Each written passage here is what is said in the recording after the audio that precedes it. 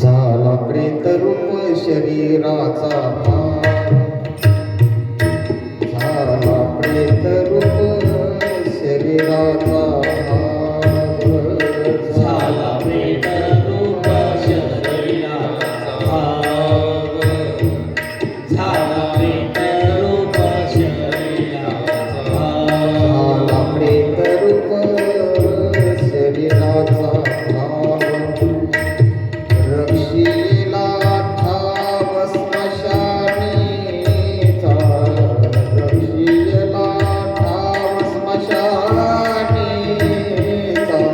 रडती रात्र दिवस काम क्रोध माया, रडती रात्र दिवस काम क्रोध माया, रडती रात्र दिवस काम क्रोध माया, रडती रात्र दिवस काम क्रोध माया. म्हणती हाय हाय यमधर्म,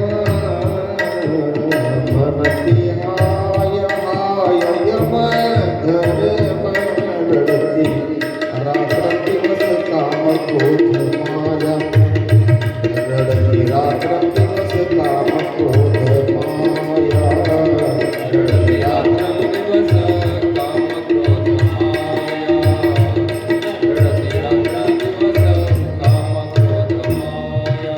वैराग्याच्या सेने लागल्या शरीरा, वैराग्याच्या सेने लागल्या शरीरा, ज्ञानाग्नी लागला ब्रह्मत्वेसी, ज्ञानाग्नी लागला ब्रह्मत्वेसी, रडती रात्र दिवस काम क्रोध माया, रडती रात्र दिवस काम क्रोध माया. रडती रात्र काम क्रोध माया, रडती रात्र काम क्रोध माया.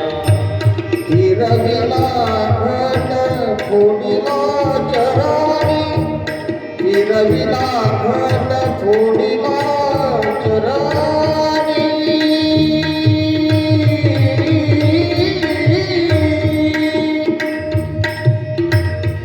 फिरविला घट फोडिला चरणी, महावाक्य ध्वनी ओंबठाडी, महावाक्य ध्वनी ओंबठाडी, रडती रात्र दिवस काम क्रोध माया, रडती रात्र दिवस काम क्रोध माया, रडती रात्र दिवस काम क्रोध माया.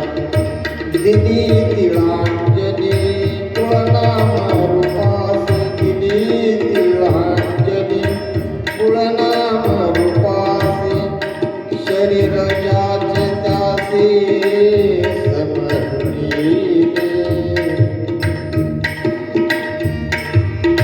तुका म्हणे रक्षा झाली आपे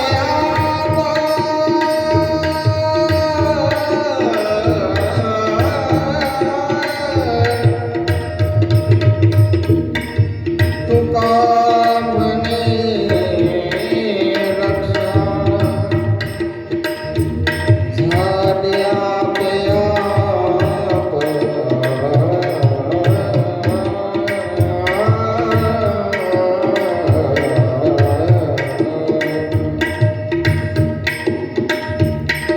तुका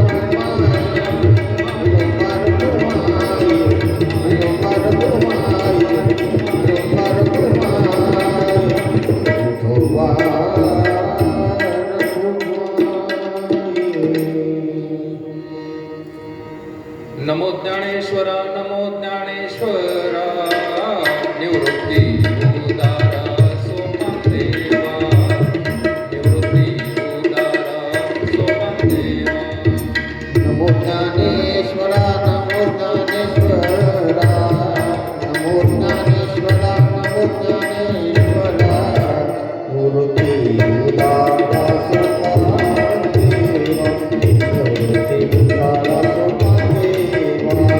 मुक्ताबाई नमो त्रिभुवन पावने मुक्ताबाई नमो त्रिभुवन पावने मुक्ताबाई नमो त्रिभुवन पावने अत्तत्रय जननी देवासी अत्तत्रय जननी देवासी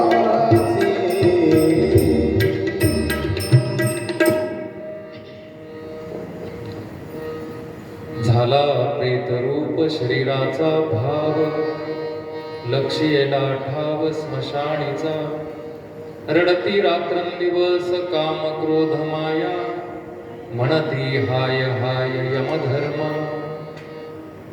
वैराग्याच्या शेणी लागल्या शरीरा ज्ञानाग्नी लागला ब्रह्मत्वेसी रडती रात्रंदिवस काम क्रोध माया म्हणती हाय हाय यमधर्म फिरविला घट ओढिला चरणी महावाक्य ध्वनी बोंब झाली रडती रात्रंदिवस काम क्रोध माया म्हणती हाय हाय यमधर्म दिली तिलांजली कूळ नाम रूपासी शरीर ज्याचे त्यास समर्पिले रडती रात्रंदिवस काम क्रोध माया म्हणती हाय हाय यमधर्म तुका म्हणे रक्षा झाली आपोआप उजळिला दीप गुरुकृपे रडती रात्रंदिवस काम क्रोध माया म्हणती हाय हाय यमधर्म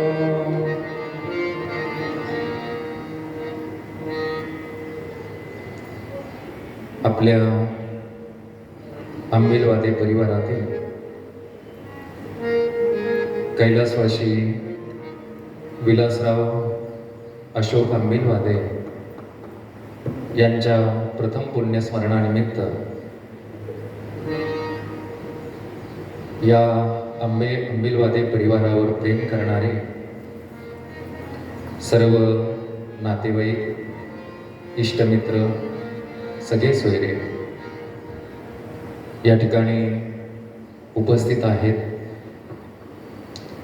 कैलासवासी विलासराव आंबिलवादे यांच्या परिवारामध्ये त्यांच्या धर्मपत्नी श्रीमती जयश्रीताई विलास आंबिलवादे,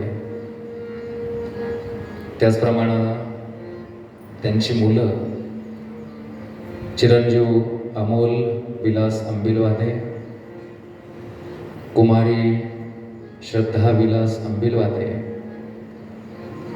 त्याचप्रमाणे त्यांचे बंधू आमचे परमार्थिक स्नेही आदरणीय श्री राजेंद्र अशोक आंबिलवादे, आदरणीय श्री राहुल सुरेश आंबिलवादे,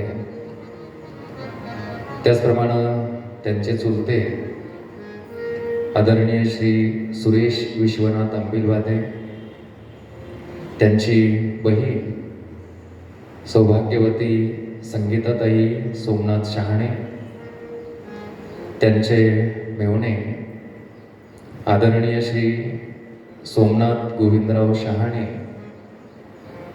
आदरणीय श्री प्रसाद सोमनाथ मैड आणि त्यांचे भाचे चिरंजीव अक्षय सोमनाथ शहाणे आणि संपूर्ण आंबिलवादे परिवार, शोकाकुल देवळाली प्रवरा आणि पंचक्रोशी. मागील वर्षी संपूर्ण विश्वामध्ये कोरोना महामारीचं संकट जवळजवळ प्रत्येक घराघरामध्ये हा दुःखाचा डोंगर आणि त्यामध्ये असणारा हा आमचा आंबिलवादे परिवार, या परिवारालाही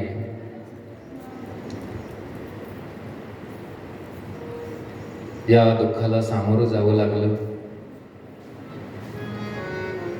घरातील कर्ता पुरुष अर्थात कैलासवासी विलासराव यांना आपला देह गमवावा लागला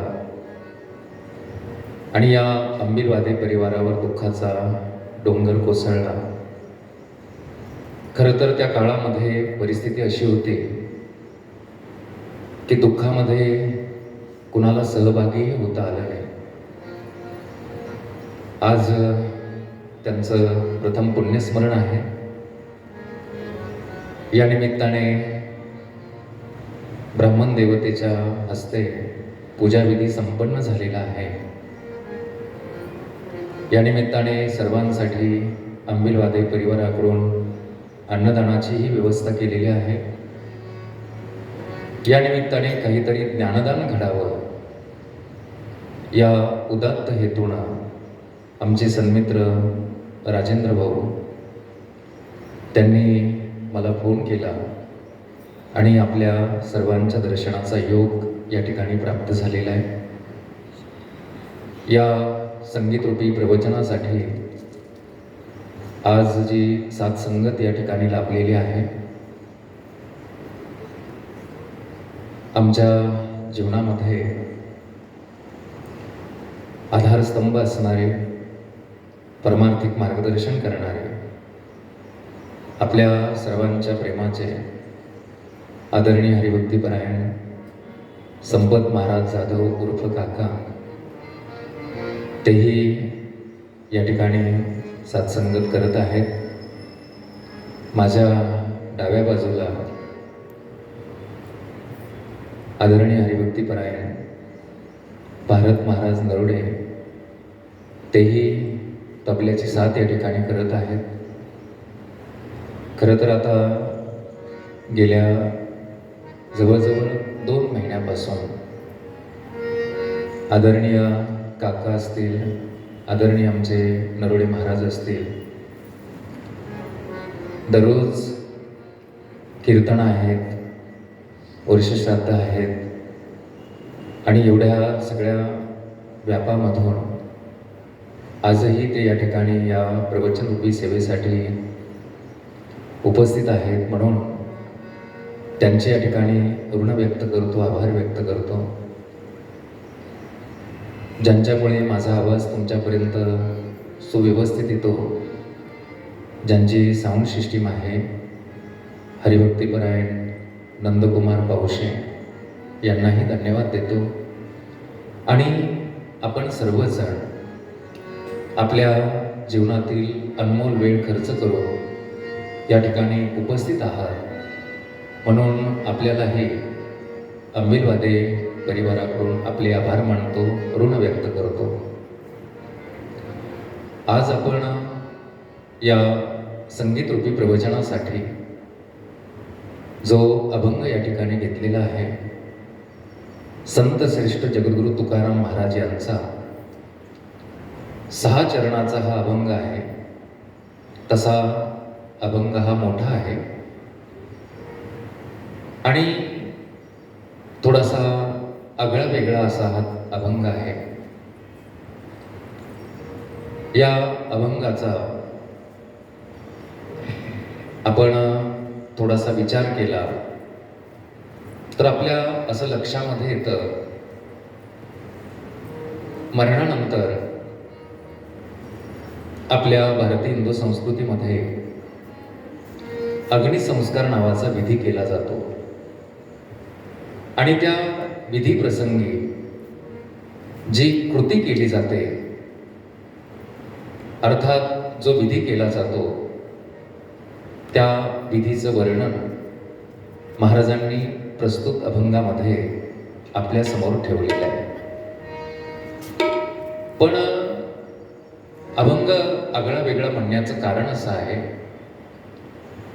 जरी हे वर्णन या अभंगामध्ये स्मशानभूमीमधील असेल, तिथली कृती दर्शवणारं असेल,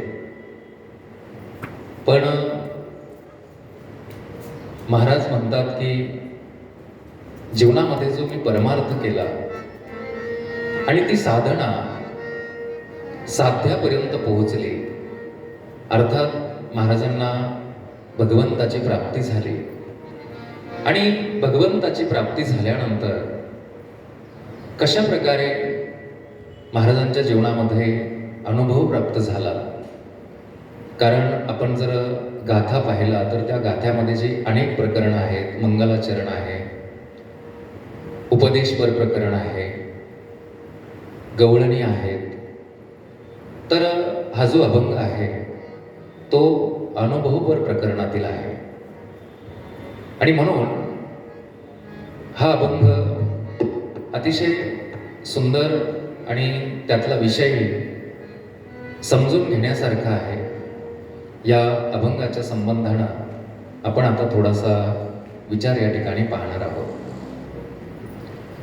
या अभंगाचा विचार करता या अभंगाचं जे शेवटचं चरण आहे, तर या चरणाशी हा सर्व अभंग निगडीत आहे. पहिल्यांदा आपल्याला या शेवटच्या चरणाचा विचार करायचा. ते चरण असं आहे, तुका म्हणे रक्षा झाली आपोआप, उजळेला दीप गुरु कृपे. तर आपल्या या मानवी जीवनामध्ये आल्यानंतर जेव्हा आपण कीर्तन ऐकतो, प्रवचन ऐकतो किंवा संतांचे अभंग आपल्या वाचनामध्ये येतात, श्रवणामध्ये येतात, ज्ञानेश्वरी आम्ही श्रवण करतो, ज्ञानेश्वरीचं वाचन आम्ही करतो आणि मग आपल्या असं लक्षामध्ये येतं की हे मानवी जीवन जे आहे ते भगवंताच्या प्राप्तीकरिता आहे. दिले इंद्रिय हातपाय कान डोळे मुख बोलाया वचन जेणे तू जोडसी नारायण नासे जीवपण भवरोगहा देवे दिला देह भजना गोमटा मनुष्य देहाचे नि ज्ञाने सचिदानंद पदवी घेणे. आणि मग जेव्हा आमचा असा निश्चय होतो की मानव देह हा भगवंताच्या प्राप्तीकरिता आहे, मग आता भगवंताची प्राप्ती करायची, मग याचं मार्गदर्शन आम्हाला कोण करणार? तर मग लक्षामध्ये येतं संतावीण प्राप्ती नाही ऐसे वेद देती ग्वाही, किंवा हरिप्राप्तीसी उपाय धरावे संतांचे ते पाय. आणि मग आपण संतांना शरण जातो किंवा सद्गुरू आपल्या जीवनामध्ये लाभतात. आणि एकदा सद्गुरू लाभले आणि सद्गुरूंची कृपा जीवनामध्ये झाली की मग आपल्याला भगवंताचा साक्षात्कार होतो, किंबहुना भगवंताचं दर्शन होतं. पण हे दर्शन सुरुवातीला आपल्या अंतरामध्ये दर्शन होतं. अंतरीची ज्योती प्रकाशली दीप्ती मुळीची जी होती आच्छादिली. ज्या भगवंताच्या शोधामध्ये आम्ही बाहेर फिरत असतो. संत ज्ञानदेवांचा खूप सुंदर एक अभंग आहे. देव देव म्हणून व्यर्थ का हिंडसी किंवा फिरसी निज देव नेनसी मुळी को.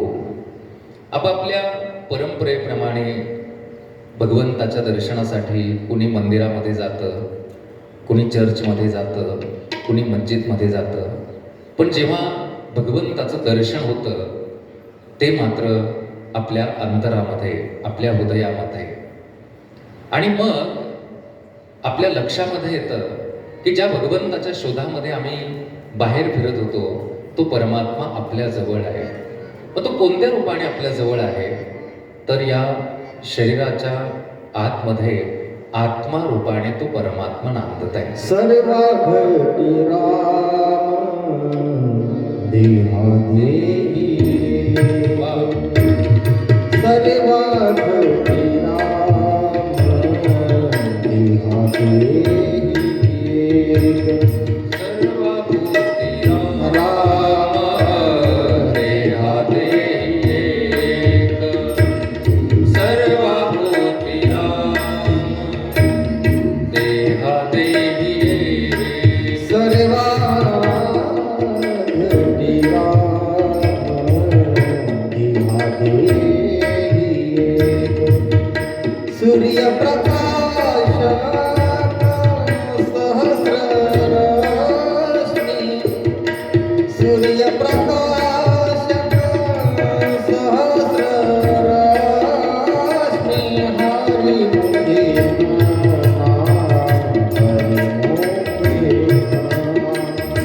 हरि मुखे हरि मुखे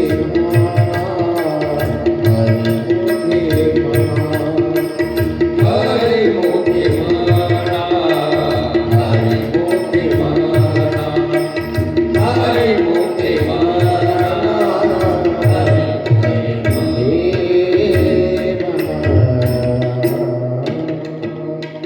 सर्व घटी राम देहादेही एक. सूर्यप्रकाशक सहस्र रश्मी. तो परमात्मा आत्मा रूपाने आपल्या या शरीरामध्ये आहे. अर्जुनाबरोबर संवाद करत असताना भगवान योगेश्वर कृष्ण म्हणतात, अर्जुना, एरवी सर्वांच्या हृदय देशी मी अमुका आहे ऐशी, जे बुद्धीस्फुरे अहर्निशी ती वस्तुगामी. रात्रंदिवस आपण एक चिंतन करत असतो. मी स्त्री आहे, मी पुरुष आहे, मी काळा आहे, गोरा आहे, उंच आहे, ठेंगणा आहे, ज्ञानी आहे, अज्ञानी आहे. तर हा जो मी याचं जे स्फुरण होतंय रात्रंदिवस आपल्या ठिकाणी, हा मी दुसरा तिसरा कोणीही नसून भगवान परमात्माच आहे. पण याकरिता सद्गुरूंची कृपा होणं गरजेचं आहे. जोपर्यंत सद्गुरूची कृपा होत नाहीये तोपर्यंत ज्ञानाचा दीप प्रज्वलित होत नाहीये. खरं तर हा ज्ञानाचा दिवा, याला ज्ञानाचा दिवा म्हणतात. तसा या ज्योतीचा किंवा दिव्याचा आपला नित्य संबंध असतो. काही जण रोज भगवंतापुढे दिवा लावतात. आमच्या माता भगिनी तुळशी मातेसमोर रोज दिवा लावतात. 2 वेळेस दिवा लावण्याला फार महत्त्व असतं. एक म्हणजे आपण जेव्हा जन्माला येतो आणि हे शरीर 5 दिवसाचं होतं, 5वीचा दिवस असतो आणि त्या दिवशी आपण रात्रभर दिवा तेवत ठेवत असतो. सटवीची ये राती वा. नवी संपीचे ज्योती वा रे वा. नवी संपीचे ज्योती नवी संपीचे ज्योती सटवीची ये राती नवी संपीचे ज्योती नवी संपीचे ज्योती नवी संपीचे ज्योती.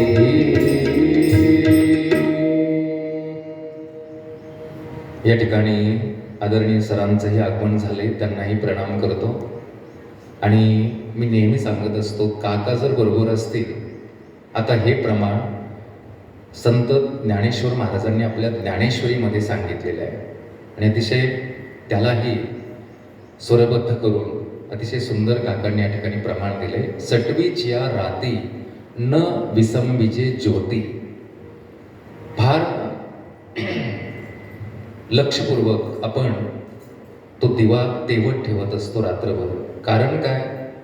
कारणाचा आम्ही कधी विचार करत नाही. ऐका, भगवंताने या ब्रह्मांडामध्ये अनंत जी कामं चालली ब्रह्मांडातली, ती त्याकरिता प्रत्येक एक देवतेची निवड केलेली आहे. सटवी नावाची जी देवता आहे, त्या देवतेकडे भगवंताने आपल्या भविष्याचा टाकण्याचं काम दिलंय. मग आपला असा समज आहे की एका दिवसामध्ये हजारो बालक जन्माला येतात. मग आता सर्वांचं भविष्य लिहित लिहित सटवी आपल्या घरी येण्याकरिता तिला उशीर होईल, रात्र होईल, अंधार पडेल आणि मग तिला आपलं बाळ व्यवस्थित ओळखू येणार नाही आणि चुकीच्या बाळाचं भविष्य आपल्या बाळाच्या कपाळावरती लिहील. म्हणून सटवीच्या रात्री म्हणजे 5वीच्या दिवशी आपण दिवा लावायला विसरत नाही. पण आता एक गोष्ट आपण या ठिकाणी समजावून घेतली पाहिजे की ही जी भगवंताची कामं चालतात ना, ती आपल्यासारखी त्यांना प्रत्यक्ष करावी लागत नाही. याकरिता ज्ञानेश्वर महाराजांनी अतिशय सुंदर एक दृष्टांत दिलेला आहे. काय म्हणतात ज्ञानेश्वर महाराज? नगर करिता काय शिनले रायाचे हात. एखादा राजा आहे आणि त्याने सांगितलं की आपल्या नगरातील लोकांना घरं बांधून द्या. मग प्रत्यक्ष राजाने जेव्हा हे फरमान सोडलं तर प्रत्यक्ष राजा स्वतः हातामध्ये गुण्या, ओळंबा, थापी, टोकर घेऊन काही येत नाही. हे काम त्याचं आपोआप होतं. तसं ही भगवंताची कामं आपोआप होतात. प्रत्यक्ष सटवी नावाची देवता लेखणी घेऊन, दौत घेऊन आपल्या घरी येत नाही आणि प्रत्यक्ष काही टाकत नाही. पण दिवा लावण्याचं कारण असं आहे की या सटवीचं काम फार मोठं आहे, फार व्यापक आहे. अनंत लोक जन्माला येतात आणि त्या सर्वांचं भविष्य, त्यांच्या जीवनातलं सुखदुःख, त्यांचं प्रारब्ध कर्म, प्रत्येकाचं प्रारब्ध कर्म, भविष्य त्या सटवीच्या हातामध्ये आहे. आणि म्हणून तिच्या कार्याचा गौरव व्हावा, तिची स्तुती व्हावी, तिचं स्मरण व्हावं म्हणून आम्ही तो दिवा लावत असतो. आणि एक जो दिवा लावतात महत्वाचा, तो म्हणजे इकडे एखाद्याची प्राणज्योत मालवली म्हणजे एखाद्याला मरण आलं, आपला जो आत्मा आहे तो ज्योती स्वरूप मांडलेला आहे. ज्योती स्वरूप नाही आहे, आत्मा निराकार आहे, पण तो प्रकाशमय असल्यामुळे, चेतन असल्यामुळे त्याला ज्योती स्वरूप मांडलंय. आणि म्हणून इकडे एखाद्याने देह ठेवला की आपण इकडे दिवा लावतो. आता मरणानंतर दिवा लावण्याचं कारण काय? तर मरणानंतर या जीवात्म्याला प्रवास करावा लागतो. 13व्याच्या दिवशी या जीवात्म्याचा प्रवास सुरू होतो. वर्ष श्राद्ध विधीच्या दिवशी 12 वाजेपर्यंत या जीवात्म्याला प्रवास करावा लागतो. आणि हा जो प्रवास असतो तो 10,32,000 किलोमीटरचा आहे. 1 वर्षाचा तो प्रवास असतो. आणि तो प्रवास पूर्ण होऊन तो जीवात्मा आज बरोबर 12 वाजता भगवंताची संयमिनी नावाची नगरी आहे, त्या नगरीमध्ये त्याचं पदार्पण होतं. आणि मग त्याच्या पापपुण्याप्रमाणे त्याला स्वर्ग नरकादी स्थानामध्ये जावं लागतं. मग आपण मरणानंतर का दिवा लावतो? तर आपल्याला असं वाटतं मरणानंतर या जीवात्म्याला प्रवास करायचा आहे. त्या प्रवासामध्ये अंधार पडला, त्याला वाट व्यवस्थित दिसली नाही, अंधारामुळे तो पडेल, अडखळेल, त्याला रस्ता व्यवस्थित दिसावा, वाट व्यवस्थित दिसावी म्हणून आपण तो दिवा लावतो. पण आता इथेही एक गोष्ट आपण समजून घ्यायची, ती अशी की 13व्याच्या दिवशी हा जीवात्मा प्रवासाला निघतो आणि 13व्याच्या दिवशी आपण दिवा मालवतो. म्हणजेच या दिव्याचा उपयोग त्याला होत नाही. दुसरं असं, दिवा घरामध्ये लावलेला असतो, ज्या ठिकाणी पार्थिव शरीर ठेवलेलं असतं तिथे दिवा लावतात. आणि दिवा अत्यंत लहान असतो, त्याचा प्रकाश अंगणामध्ये सुद्धा पडत नाही. मग लाखो किलोमीटर प्रवास करणारा हा जीवात्मा, त्याला त्याचा प्रकाश कसा जाणार? पण दिवा हा 5वीच्या दिवसाचा असो,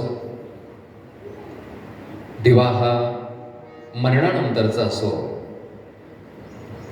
आपल्या वेदाचं वचन आहे, श्रुतीचं वचन आहे, तमसो मा ज्योतिर्गमय, अंधारातून प्रकाशाकडे. खरं म्हणजे या दोनही दिवा लावण्याच्या पाठीमागे उद्देश असा आहे, ही कृती करण्याचा उद्देश असा आहे की तसे आम्ही जीवनामध्ये फार दिवे लावलेले आहेत. म्हणजे अर्थ चुकीचा घ्यावा अशी माझी इच्छा नाही आहे. दिवे लावले म्हणजे 5वीचा असेल, मरणानंतरचा असेल, तुळशी मातेसमोरचा असेल, गाईच्या गोठ्यातील असेल, सणवाराला लावलेला दिवा, असे फार दिवे आम्ही लावले. पण या पाठीमागे उद्देश असा आहे संतांचा, शास्त्राचा, भगवंताचा, की ज्ञानाचा दिवा प्रत्येकाच्या जीवनामध्ये तेवावा किंवा लागावा. आणि तो दिवा संत कृपेनं, सद्गुरूच्या कृपेनं ज्ञानाचा दिवा प्रज्वलित होतो. मग काय ज्ञानाचा दिवा?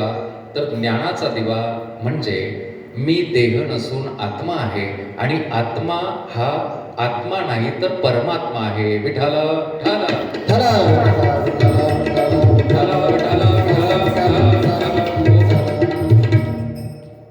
आणि या ज्ञानाच्या दिव्याचं वैशिष्ट्य आहे का? एकदा सद्गुरूंची कृपा झाली, ज्ञानाचा दिवा प्रज्वलित झाला, ज्ञानाचा दिवा पुन्हा केव्हाही विझत नाही.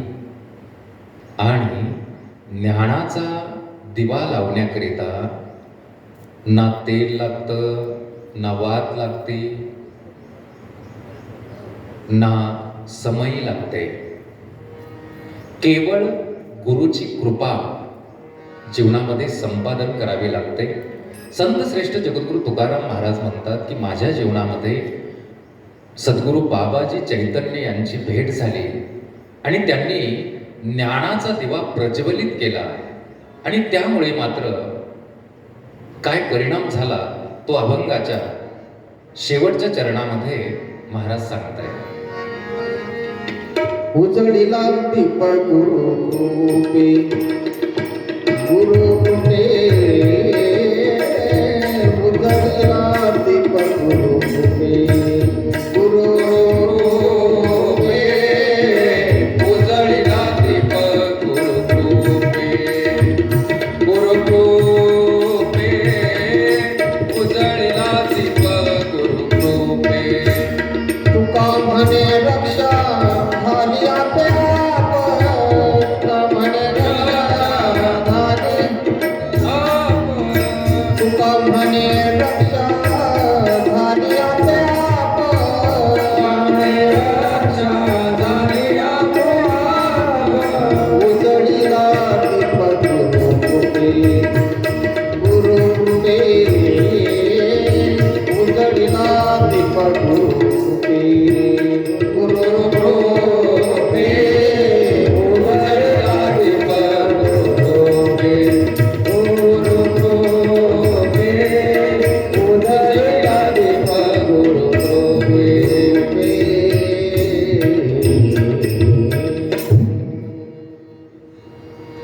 सद्गुरूंची कृपा म्हणजे काय तर आत्मज्ञान. मी कोण आहे याची ओळख. आणि हा ज्ञानाचा दिवा फक्त संतांच्या कृपेमध्ये प्रज्वलित होत असतो. आणि एकदा आत्मज्ञान झालं की जीवनामध्ये काहीही करावं लागत नाही. तृप्ती झाली या जैसी, साधने सरती अपेसी, आत्मतुष्टी तैसी, कर्मे नाही काम नाही काम नाही काम नाही काम नाही काम नाही नाही काम झालं बाहेर कामा, झालं बाहेर कामा, झालं बाहेर कामा, झालं बाहेर कामा, झालं बाहेर कामा. काम नाही, काम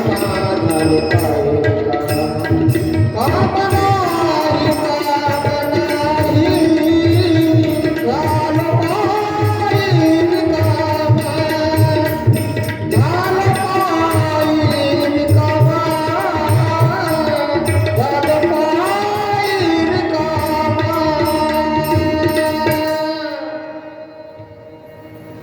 एकदा मी आत्मा आहे, मी देह नाही आहे. आणि आत्मा म्हणजे परमात्मा, मी वासुदेव तत्वता या बोधावर एकदा हा साधक आला की त्याचं जीवन खरं जीवन आहे आणि त्याच्या जीवनामध्ये खरी सफलता आहे. त्याचं जीवन कृतार्थ आहे. आता मी देहरूप नसून आत्मरूप आहे असा निश्चय झाला की मग देह नव्हता तेव्हा सुद्धा आपण होतो, आजही आपण आहोत, पण खऱ्या स्वरूपाची आपल्याला ओळख नाहीये. आणि हा देह गेल्यानंतरही आपण असणार आहोत. मग आता ही कृपा झाली, हा ज्ञानाचा दिवा जीवनामध्ये प्रज्वलित झाला की तो साधक मरणाच्या अगोदरच मरून राहतो.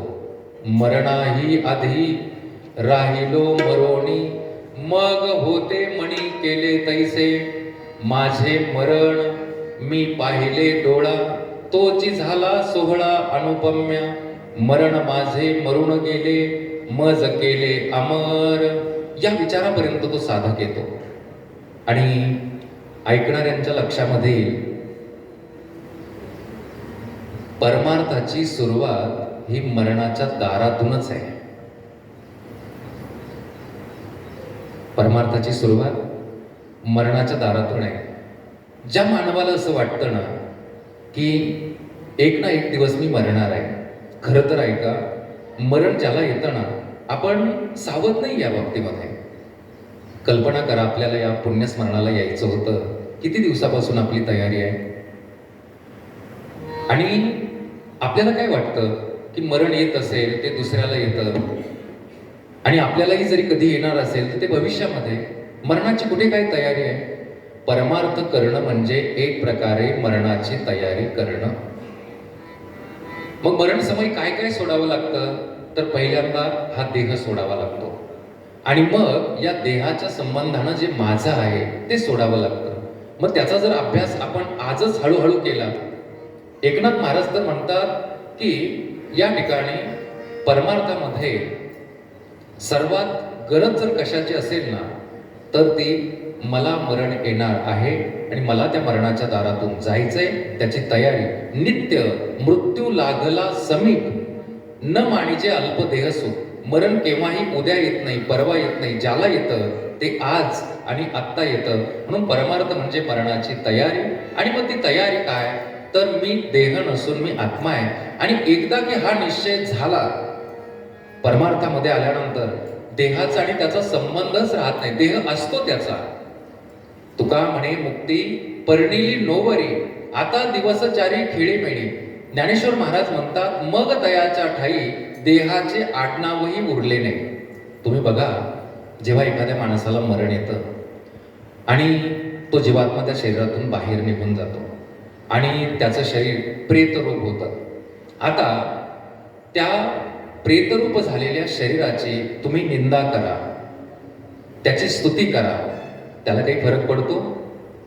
खरं तर आपण स्तुती करतच नाही, तो आपला स्वभाव नाही, तो भाग निराळा. आम्ही एकदा पाची बारीला नाव ठेवतो तेवढ्यावर काही आम्ही थांबत नाही. अगदी अग्निसंस्कार करून आलो, हे शब्द तुम्हाला जरा कठीण वाटेल, जाळून आलो ना तरी नाव ठेवत असतो. आणि म्हणून जगद्गुरु तुकाराम महाराज म्हणतात, जशी त्या प्रेताची अवस्था आहे, ते प्रेत त्याची तुम्ही निंदा करा, स्तुती करा, त्याला काही फरक पडत नाही. तसं जगद्गुरु तुकाराम महाराज म्हणतात, सद्गुरूंची कृपा झाली, आत्मस्वरूपाची प्राप्ती झाली, ज्ञानाचा प्रकाश माझ्या जीवनामध्ये पडला आणि त्यामुळे जिवंतपणीच या शरीराचा भाव प्रेतरूप झालेला आहे. झाला प्रेतरूप शरीराचा भाव, झाला प्रेतरूप शरीराचा भाव, प्रेतरूप शरीराचा भाव,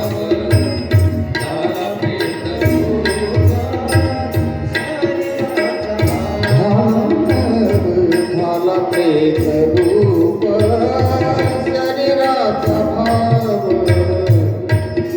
रक्षियला ठाव स्मशानीचा, रक्षियला ठाव स्मशानीचा, रणती रात्र दिवस काम रणती रात्र दिवस काम रणती रात्र दिवस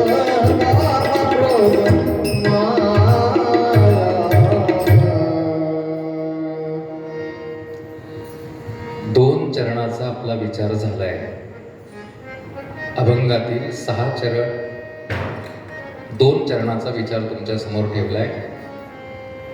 जगद्गुरु तुकाराम महाराज म्हणतात, स्मशानभूमीमध्ये जे प्रेत आहे, त्या प्रेताचा जसा भाव आहे तसा भाव जिवंतपणी आमचा झालाय. आणि त्यामुळे ना जीवनामध्ये आनंदच आनंद आहे. झाला प्रेतरूप शरीराचा भाव, लक्षियेला ठाव स्मशानेचा. ज्यावेळी हा संवाद जगद्गुरु तुकाराम महाराजांचे जे शिष्यमंडळी आहेत, साधक मंडळी आहेत, त्यांच्याशी जगद्गुरु तुकाराम महाराज हा संवाद करतात. ते साधक म्हटले महाराज, पण आम्ही जेव्हा स्मशानभूमीमध्ये जातो आणि एखाद्या माणसाचं तिथे मरण झालेलं असतं, ते प्रेत तिथे पडलेलं असतं, आणि मग त्या स्मशानभूमीमध्ये असं चित्र पाहायला मिळतं, त्या माणसासाठी एवढी लोक रडत असतात, फार विलाप करत असतात, शोक करत असतात. आपण स्मशानभूमीतलं चित्र पाहतो, आपण प्रत्येकजण रडत असतो. आता या रडण्यामध्ये बरेच बदल आहेत, फरक आहे. तुकाराम महाराजांचा फार सुंदर एक अभंग आहे. सासूसाठी रडे सुन भावांतरिता भिन्न, भावांतरिता भिन्न, भावांतरिता भिन्न, सासूसाठी रडे सुन, भावांतरिता भिन्न, भावांतरिता भिन्न, भावांतरिता भिन्न.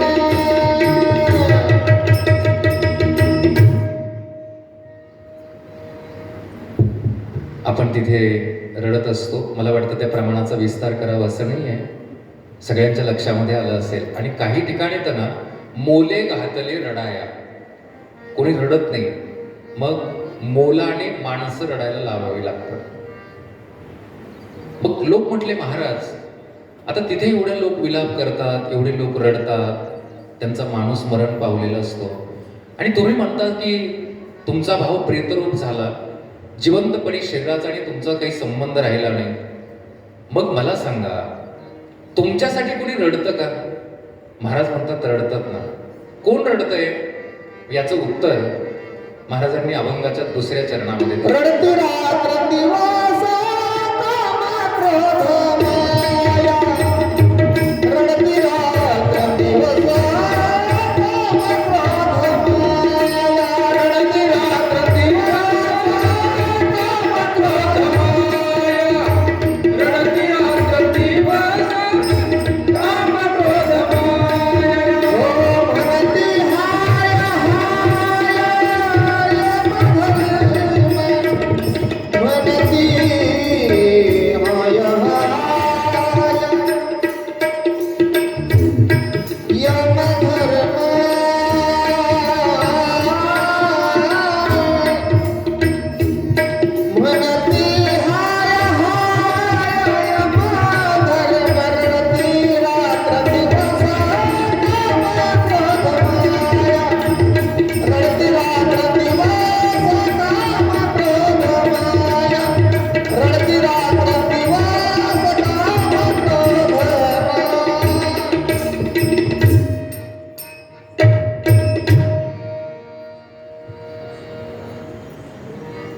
तिसऱ्या चरणाचा आपला विचार सुरू आहे.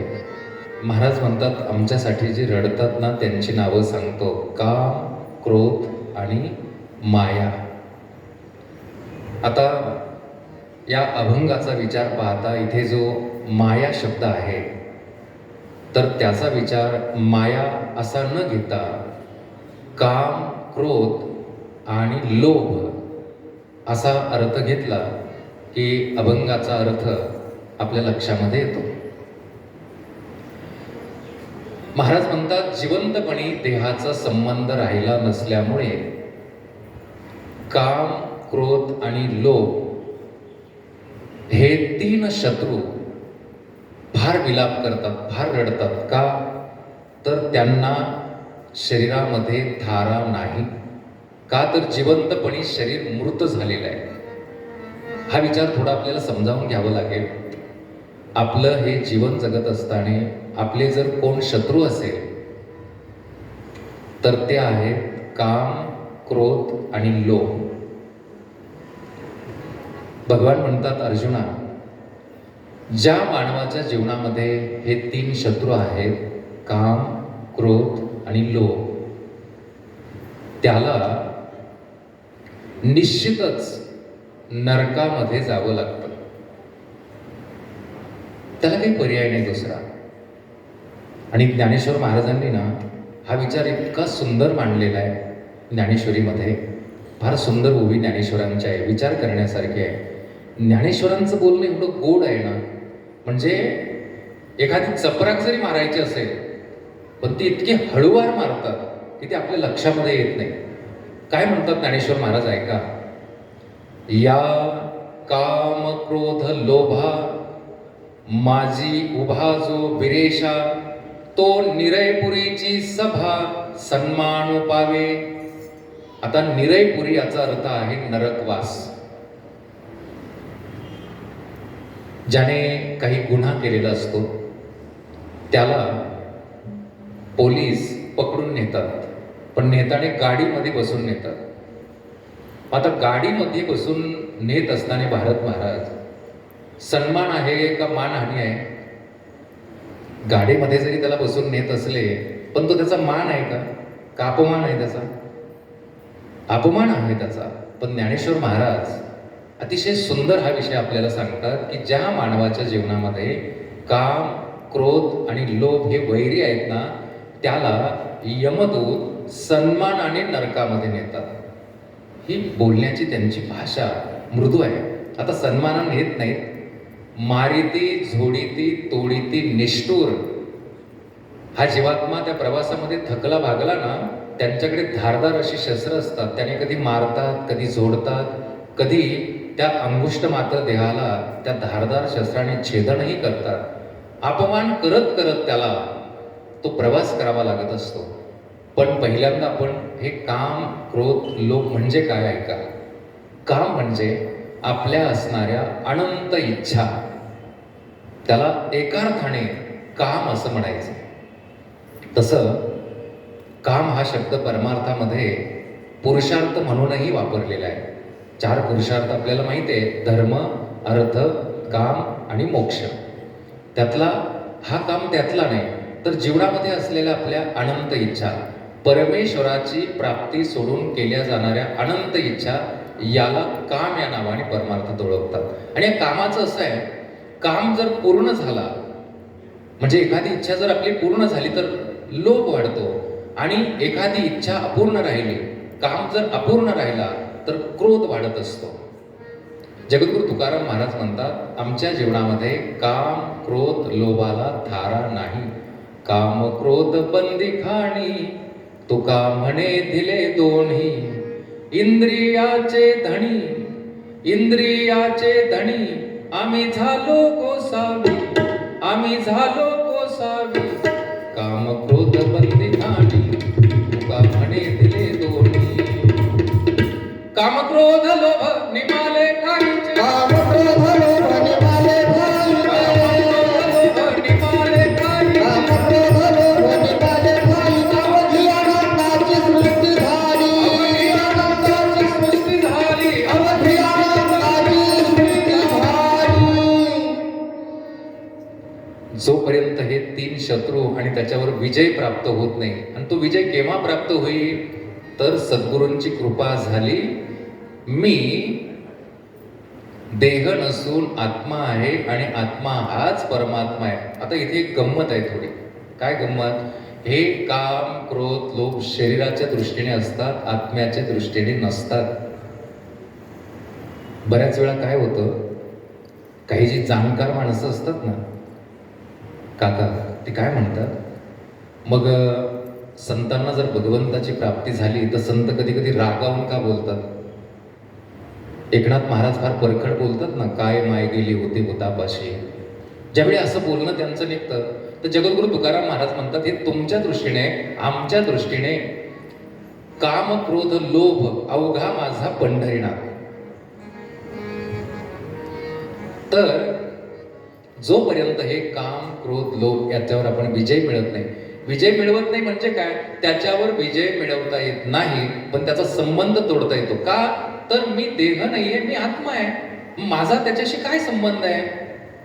तर जगद्गुरु तुकाराम महाराज म्हणतात, जिवंतपणीच त्या देहाचा संबंध तोडल्यामुळे या काम क्रोध लोभाला राहण्याकरिता जागा नाहीये.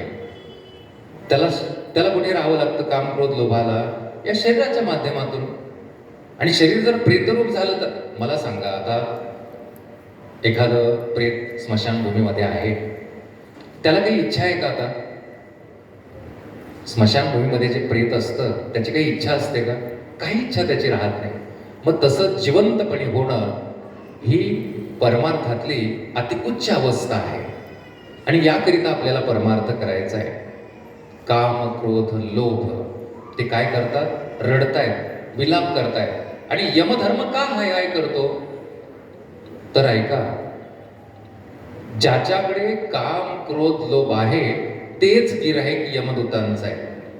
आणि काम क्रोध जर नसेल तर यमदूताला गिऱ्हाईक मिळत नाहीये. ऐसे माझे नाम घोषे, नाहीच करती विश्वाची दुःखे, अवघे जगची महासुखे, दुमदुमीत भरले. फार सुंदर ओवी आहे, पण वेळ त्याच्यामध्ये तुमचा जाईल. पण एक महत्वाची ओवी आहे, यमदमा अवकळा आणिली. हे फार महत्वाचं आहे. का? या संतांनी साधकाच्या जीवनातले काम क्रोध लोभ घातल्यामुळे यमधर्म सुद्धा हाय हाय करू लागलाय. का? गिऱ्हाईक नाहीये ना त्याला. म्हणून रडती रात्रंदिवस काम क्रोध माया. आपल्या भाषेमध्ये समजावून घ्यायचं म्हटलं तर आपल्याकरिता जे रडणारे लोक असतात ना, आपल्याकरिता ते केवळ मायावी असतात. मी तुम्हाला प्रमाण सांगितलं, त्याचा विस्तार केला नाही. सासूसाठी रडे सून. आता हे सुनाबद्दल सांगितले, पण मला तर असा अनुभव येतो की सगळेच माईक रडतात. ऐका, पण खरं रडावं ते काम क्रोध लोभाने, जिवंतपणे. त्याला थाराच आम्ही द्यायचा नाही. आणि मग यमधर्म सुद्धा हाय हाय करू लागतो. काय आहे ना, की गिऱ्हाईक नाहीये मला. जगद्गुरु तुकाराम महाराज म्हणतात, आता ते प्रेत जसं स्मशानामध्ये नेतात आणि मग त्याला अग्नी लावला जातो. लोक म्हटले, महाराज तुमच्या जीवनामध्ये तिथे चिता पेटवली जाते, तुमच्या जीवनामध्ये तुम्ही कोणता अग्नी लावलाय? तर मग त्याचं जे उत्तर आहे महाराजांनी ते आता अभंगाच्या 3ऱ्या चरणामध्ये दिलेलं आहे. वैराग्याच्या शेणी लागला शरीरा, वैराग्याच्या शेणी लागला शरीरा, वैराग्याच्या शेणी लागला शरीरा, वैराग्याच्या शेणी लागला ज्ञानाग्नी लागला ब्रह्मत्वेसी,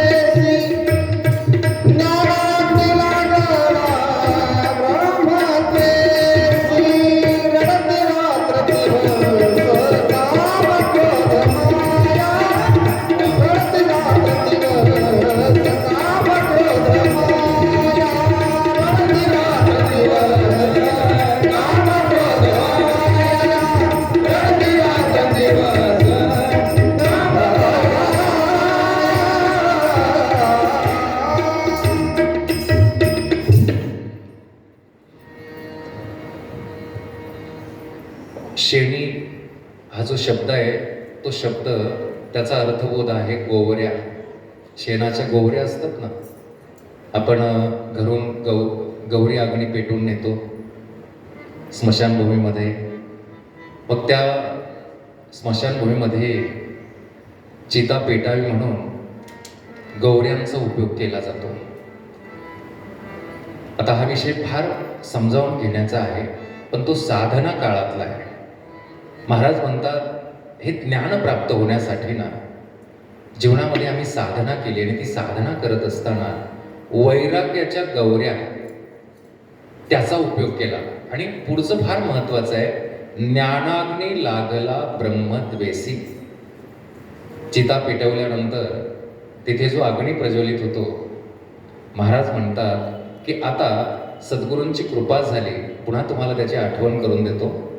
सद्गुरूंची कृपा झाली, मी देह नसून मी आत्मा आहे आणि आत्मा हा परमात्मा आहे या बोधावर आलो. पण तो ज्ञानाग्नी असा आहे की मी देह नाही आहे, मी देह नाही आहे हे तर गेलं, पण मी ब्रह्म आहे किंवा मी आत्मा आहे हाही विचार राहिला नाही.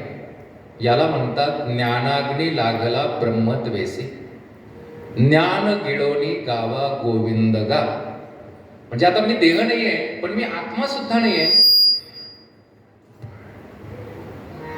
म्हणून हे प्रमाण फार महत्वाचं आहे. वैराग्याच्या शेणी लागल्या शरीरा, ज्ञानाग्नी लागला ब्रह्मद्वेषी. आता आपण या विचारापर्यंत आलोय की स्मशानभूमीमध्ये जी क्रिया करतात, आणि तुम्ही जर लक्षपूर्वक ऐकलं, वेळ थोडाच राहिला आहे मला सांगितलेला, आणि 2 चरण आहेत, वेळेमध्ये होणार आहेत आपल्या.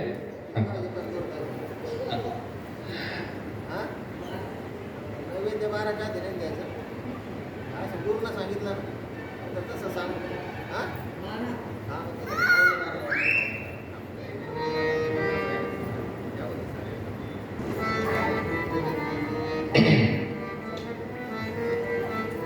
तर क्रिया किंवा कृती आणि उद्देश हे फार महत्वाचं आहे जीवनामध्ये.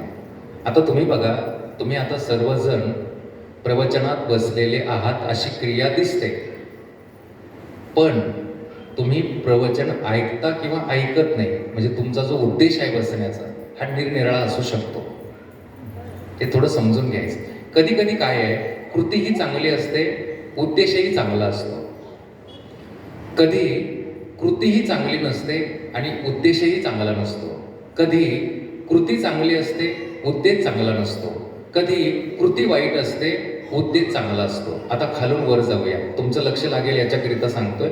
स्मशानभूमीमध्ये आपण गेलोय, तिथलं सगळं हे वर्णन जगद्गुरू तुकाराम महाराजांनी या अभंगामध्ये केलंय. ऐका. काय आहे की सीमेवर, म्हणजे भारताच्या सीमेवर आपले जे जवान आहेत, तरुण बांधव आहेत, ते तिथे जे कृत्य करतात, जी कृती करतात ना, त्या कृतीकडे जर पाहिलं ना तर कृती अत्यंत वाईट आहे. काय वाईट आहे? आपल्या हिंदू संस्कृतीमध्ये, आपल्या या सनातन धर्मामध्ये जो परमार्थ सांगितलाय तो असा आहे, कुण्याही जीवाचा न घडो मत्सर, वर्म सर्वेश्वर पूजनाचे. पण सीमेवरचे जवान माणसं मारत असतात. कृती चांगली आहे का? कृती चांगली आहे का त्यांची? नाही आहे. पण उद्देश कसा आहे? उद्देश चांगला आहे की ज्यांच्यामुळे आज आपण इथे निवांत बसून हे भगवंताचं हम जिएंगे और मरेंगे, ये वतन तेरे लिए,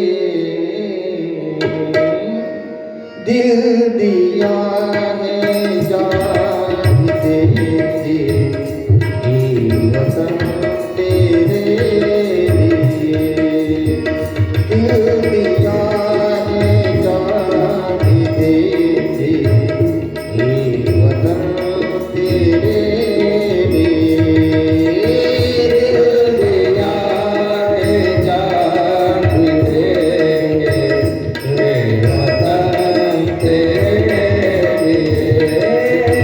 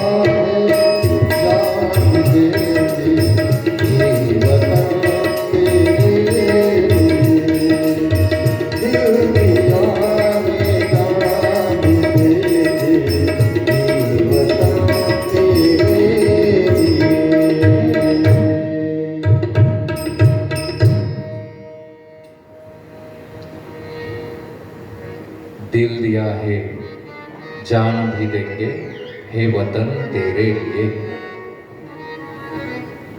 तुम्ही विचार करून बघा, कृती जरी तुम्हाला वाईट दिसत असेल पण उद्देश फार चांगला आहे. म्हणून आम्ही इथे निवांत आहोत, भजन करतोय, कीर्तन करतोय, प्रपंच करतोय. म्हणून कृती आणि उद्देश हा फार महत्वाचा आहे जीवनामध्ये. आता कधी तुम्हाला कृती चांगली दिसेल पण उद्देश चांगला नसतो. तुम्ही जर एखाद्या तलावाच्या काठावर, सरोवराच्या काठावर गेला तर तिथे बगळे असतात. बगळे माहिती आहे ना? ते काय करतात, त्या एखाद्या खडकावर बसून आपला एक पाय असा पोटामध्ये घेतात आणि एका पायावर उभे राहतात, डोळे मिटलेले असतात. असं वाटतं की एखादा साधू एका पायावर उभा राहून तपश्चर्या करतोय. कृती फार चांगली आहे, पाहताना कृती फार चांगली दिसते, पण त्या बगड्यांचा उद्देश काय आहे? काय उद्देश आहे? कोणता मासा माझ्या गळाला लागतो. माशाचा त्याला थोडासा आवाज आला की मासा घेऊन पटकन पोटात. म्हणजे कृती चांगली आहे पण उद्देश चांगला नाही. कधी कृतीही चांगली नसते आणि उद्देशही चांगला नसतो. जे अतिरेकी आहेत, मला सांगा काय कृती आहे त्यांची? काय करतात ते? निष्पाप माणसं मारतात. काही त्यांचा संबंध नसतो, देणेघेणं नसतो, निष्पाप माणसं मारतात. बरं उद्देश काय? काय उद्देश त्यांचा? कोणता देश असतो अतिरेक्यांचा? कोणताही देश त्यांना नसतो. कोणी देश त्यांचा स्वीकार करायला तयार नसतो. प्रपंच करतात का मग माणसं मारून? निष्पाप माणसं मारून अतिरेकी प्रपंच तरी करतात का? प्रपंचही नाही आहे त्यांना. म्हणजे कृतीही चांगली नाही, उद्देशही चांगला नाही. पण आमच्या संतांचा विचार करा. स्वतःही दिनरजनी हाच धंदा गोविंदाचे पवाडे. स्वतःही भजन करतात आणि इतरांनाही करण्याचा आग्रह धरतात. करा रे बापांनो साधन हरीचे, झणी करणीचे करू नका, जेणे नोहे जन्म यमाची यातना, ऐसिया साधना करा काही. तसं आपण स्मशानभूमीमध्ये गेल्यानंतर जी कृती करतो ना, त्या कृतीला फारच महत्व आहे. त्याच्यातून उद्देश एवढा मोठा व्यापक आहे ना. कृतीही चांगली आहे आणि उद्देशही फार मोठा व्यापक आहे. तुम्ही बघा की आपला जो अग्निसंस्कार विधी आहे ना, तो या निमित्ताने मी आज मुद्दामच सांगत आहे की काका, बऱ्याच वेळा असं होतं की आपण जी कृती करत असतो ना, ती कृती काही माहिती नसते आणि मग त्याचा अनादर होतो. आता मध्यंतरी मोबाईलमुळे फार आपल्याला आता जीवन जगणं तसं सोपं झालंय ना. एक संदेश होता व्हॉट्सअपला, सर्व बारकाईने ऐका. काय संदेश?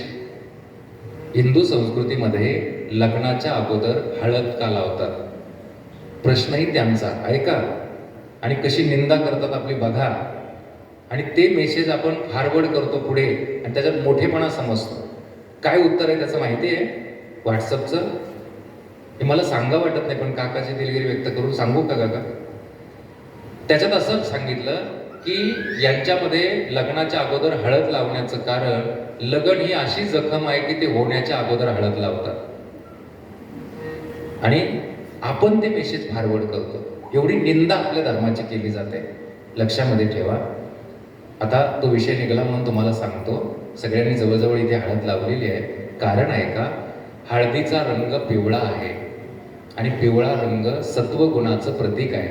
त्या नवरदेव नवरीला असं सांगण्यात येतं की तुम्ही आतापर्यंत कोणत्याही गुणामध्ये असाल, म्हणजे तमोगुणात, रजोगुणात, पण आता जर चांगला प्रपंच करायचा असेल, आनंदाने प्रपंच करायचा असेल, तर तुम्हाला या हळदीसारखं व्हावं लागेल, सत्वगुणामध्ये यावं लागेल. आणि अजून एक सगळ्यात महत्त्वाचं वैज्ञानिक कारण असं आहे की हळद ही जंतुनाशक आहे. नवरदेव नवरी हे अनेक लोक त्यांच्या संपर्कात येणारे असतात. आता मागच्या 2 वर्षामध्ये आपण पाहिलं ना, किती अंतर होतं आपलं. आणि त्यांच्या जवळ येणार, त्यांच्या संपर्कामध्ये येणार, त्यांना कुठल्याही प्रकारचा संसर्गजन्य आजार होऊ नये म्हणून ही हळद लावतात. एवढं व्यापक दृष्टिकोन आपल्या शास्त्राचा आहे, ऋषीमुनींचा आहे, भगवंताचा आहे. म्हणून प्रत्येक गोष्ट आम्ही समजावून केली. ती कृती करत असताना त्याचा उद्देश काय आहे याचा जर विचार केला तर खऱ्या अर्थानं आपल्याला त्याचा बोध होतो, त्याचं ज्ञान होतं. नाहीतर मग काय, वयाच्या विचारे प्रबोधजा नाही, समान तो देही बालकाच्या. काही काही माणसं वयाने वाढतात, शरीराने वाढतात आणि बुद्धी मात्र त्यांची बालकासारखी असते. ज्ञानेश्वर महाराज तर याचा विरोध करतात बरं का. तुम्हाला कदाचित या बोलण्याचं वाईट वाटेल, पण ज्ञानेश्वर महाराज म्हणतात ते शरीराने वाढतात, त्यांचं बळ चिरून जातं, त्यांची बुद्धी खालावते आणि लोक त्यांना वडील म्हणून नमस्कार करतात, पाया पडतात. तसंही उपरोधी कोण नाही असो, त्या विचाराचा आपल्याला विचार करायचा नाहीये. तर आपण स्मशानभूमीमध्ये गेल्यानंतर ज्या ज्या कृती करतो तर त्या कृती फारच महत्वाच्या आहेत. तर आता तिथे गेल्यानंतर ज्यावेळी चिता पेटवली जाते, चिता पेटवल्यानंतर काय केलं जातं, तर एक मातीची घागर पाण्याने भरून घेतली जाते आणि जो यजमान असतो, तो विधी करणारा, तो काय करतो, स्नान करतो आणि पाण्यानं भरलेली मातीची घागर घेऊन येतो आणि त्या चितेला प्रदक्षिणा करतो. आणि आपण सर्वजण ही कृती पाहत असतो. आणि ते प्रदक्षिणा करत असताना ना, त्या घागरीला छिद्र पाडले जातात. 3 छिद्र पाडतात. आणि मग काय, ते 3 छिद्र पाडले, 3.5 प्रदक्षिणा पूर्ण होतात आणि ती घागर अशी मागे टाकून देतात आणि तिचे छोटे छोटे तुकडे करतात. ही कृती आपण तिथे पाहतो.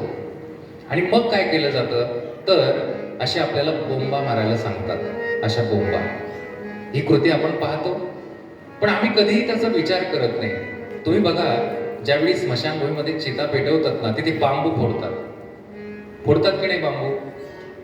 याचा सुद्धा फार मोठा उद्देश आहे. काय, जीवनामध्ये आपल्या गाठी आहेत, गाठी. बांबूला गाठी असतात की नाही? बांबूला गाठी असतात आणि त्या तिथे फोडतात. तसं जीवनामध्ये सर्वात मोठी जी गाठ आहे ना, ती म्हणजे मी देह आहे. आणि केवढी गाठ आहे, तिची व्यापकता सांगत असताना संत म्हणतात, मी देह म्हणता कोटी ब्रह्महत्या. हे फार आपल्या समजण्याच्या पलीकडे आहे. कोटी ब्रह्महत्या येऊन या पाठीत. एकदा मी देह म्हटल्यावर, आता आपण किती वेळा म्हणतो, झोपामध्ये, जागेपणी किती हत्या होत असेल आणि कसं आम्ही ब्रह्मभावाला प्राप्त होणार. म्हणून बंधनापासून उकलेल्या गाठी देता आली मिठी. ही गाठ आपल्याला सोडायची आहे. न म्हणे देह माझा ऐसा, मग भरवसा कळेल. न म्हणे देह माझा ऐसा, मग भरवसा कळेल. तर ऐका, ती जी मातीची घागर आहे, तर ते घागर म्हणजे या देहाचं प्रतीक आहे. हा जो आपला देह आहे ना, या देहाला संतांनी माती म्हटलेलं आहे. आता देहाला माती म्हटलं की जिवंतपणे ते ऐकावंसं वाटत नाही. काय बुवा, माती कुणीकडे, देह कुणीकडे. पण ऐका, मातीपासून जे जे अन्नधान्य निर्माण होतं, तेवढाच खाण्याचा अधिकार मानवाला आहे. आणि मग त्या अन्नामुळेच या शरीराची वाढ होते. म्हणून या देहाला माती म्हणतात. त्याला लक्षामध्ये. मग ती घागर म्हणजे या देहाचं प्रतीक आहे. आणि त्या घागरीला जे ते 3 छिद्र पाडतात ना, तर ते आपल्यामध्ये असणारे 3 गुण आहेत. प्रकाराचे 3 तुका म्हणे केले जग, सत्वगुण, रजोगुण आणि तमोगुण. आता ते नुसतं सांगून तुम्हाला कळणार नाही. थोडा त्याचा विस्तार तुम्हाला सांगावं लागेल की सत्वगुण म्हणजे काय, रजोगुण म्हणजे काय, तमोगुण. इथल्या इथे तुम्हाला आपली परीक्षा करता येईल, जे ऐकत असतील त्यांना. काय, जर तुम्हाला खरंच प्रवचन आवडत असेल, प्रवचन नका म्हणू थोड्या वेळ, परमार्थ म्हणा. जर तुम्हाला खरंच जीवनामध्ये परमार्थ आवडत असेल, तर आपला गुण सत्वगुण आहे. जर आपल्याला खरंच प्रपंच आवडत असेल, तर आपला गुण रजोगुण आहे. आणि जर आपल्याला दोनही आवडत नसेल, म्हणजे लोक करतात म्हणून परमार्थ, लोक करतात म्हणून प्रपंच, तर आपला गुण तमोगुण आहे. पण ही युक्ती आपल्या पुरती मर्यादित वापरा. कारण परमार्थामध्ये आल्यानंतर स्वतःची पंचायत करायची असते. प्रपंचामध्ये काय करायचं, इतरांची पंचायत करायची आहे. किती मुलं आहेत, काय आहेत, काय करतात, इतरांची पंचायत. आणि परमार्थात आल्यावर आहे मी हा कोण, करावा विचार, म्हणे ज्ञानेश्वर निवृत्तीचा. मी कोण आहे, कुठून आलोय, कशाकरिता आलोय, कुठे जायचंय मला, स्वतःची पंचायत. म्हणून हे जे 3 गुण आहेत ना, तर भगवंताला जर भेटायचं असेल, थोडं बारकाईनं ऐका, आपल्याला भगवंताला भेटायचं असेल तर या त्रिगुणांचा त्याग करावा लागतो. पहिल्यांदा आपल्याला तमोगुण सोडावा लागतो, नंतर आपल्याला रजगुण सोडावा लागतो, आणि जेव्हा भेटण्याची वेळ येते, मिलनाची वेळ येते, प्रत्यक्ष दर्शनाची वेळ येते, त्यावेळी सत्वगुण सोडावा लागतो. कारण हा सत्वगुण माणसाच्या जीवनामध्ये अभिमान निर्माण करत असतो, अहंकार निर्माण करत असतो. नवल अहंकाराची गोठी, विशेष नलगे अज्ञानाच्या पाठी, सज्ञानाच्या झोंबे कंठी, नाना संकटे नाचवी. आणि भगवंताला तिळभर जरी अभिमान असेल ना, तिळभर म्हणा, कणभर म्हणा, मेरू तो समान भार देवा. आणि परमार्थात आल्यावर नेमकं हेच होतं, काय? मी ज्ञानी आहे, मी अमुक आहे, तमुक आहे. मला वाटतं कीर्तनकार फार सुंदर सांगतात, प्रपंच ही लोखंडाची बेडी जर असेल असं जर आपण म्हटलो तर परमार्थ ही सोन्याची बेडी आहे. मग आता कोणती सोडणं सोपं आहे? म्हणून तो सत्वगुण सोडावा लागतो. अजून असं नाही कळालं तर एक वेगळं उदाहरण तुम्हाला सांगतो. समजा तुम्ही रानामध्ये गेलात आणि रानामध्ये गेल्यानंतर पायामध्ये काटा मोडला. काय करणार तिथे? काही साधन नाही आहे काटा काढण्यासाठी. मग काय करायचं? दुसरा एखादा मोठा काटा आणायचा, चांगला काटा आणायचा, त्याने पायातला काटा काढायचा. आता पायातला काटा टाकून द्यायचा. मोठ्या काट्याचं काय करायचं? त्याचे किती उपकार झाले भारत महाराज. त्याचं काय करायचं? आता त्याला सुद्धा टाकून द्यायचं. तसंच या सत्वगुणाला सुद्धा टाकून द्यावं लागतं. आता तुम्ही म्हणाल आम्ही कधी राणावडामध्ये जाणार? आधुनिक उदाहरण सांगतो काका. आता आमच्या पुरुष बांधवांना ते कळेल. गाडीचं टायर टोपलेस आहे, ऐका.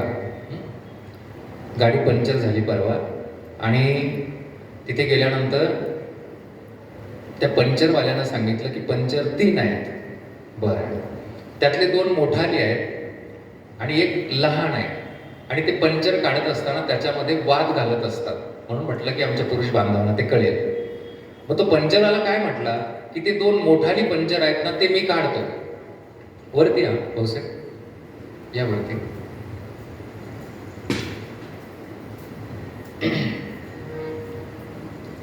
पुरुष बांधवांच्या लक्षामध्ये येईल, जे लहान पंक्चर आहे ना त्यामध्ये जर वाद घातले तर ते उगाच ते पंक्चर वाढेल.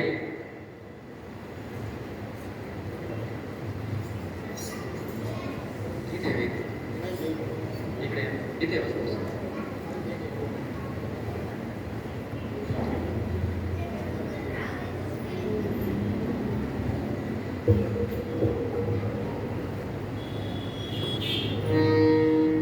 उदाहरण लक्षामध्ये राहिलं का? 3 पंक्चर, 2 मोठाले आहेत, एक लहान आहे. तो काय म्हटला की 2 पंक्चर काढतो, एक पंक्चर तसंच ठेवतो, कारण ते लहान आहे ना, त्यामध्ये वाद घालून उगाच टायर खराब होण्यापेक्षा. मी म्हटलं मग हवा राहील का? 1 दिवस राहत जाईल म्हणे. म्हटले मग हवा जाणारच. म्हणजे ते 2 पंक्चर काढून उपयोग आहे का? तसं परमार्थामध्ये आल्यानंतर रजोगुण आणि तमोगुण सोडला, पण सत्वगुण जर राहिलाच देवाची भेट होत नाही. म्हणून ज्ञानेश्वर महाराजांना स्पष्ट सांगावं लागलं, त्रिगुण असार, निर्गुण हे सार, सारासार विचार हरिपाठ.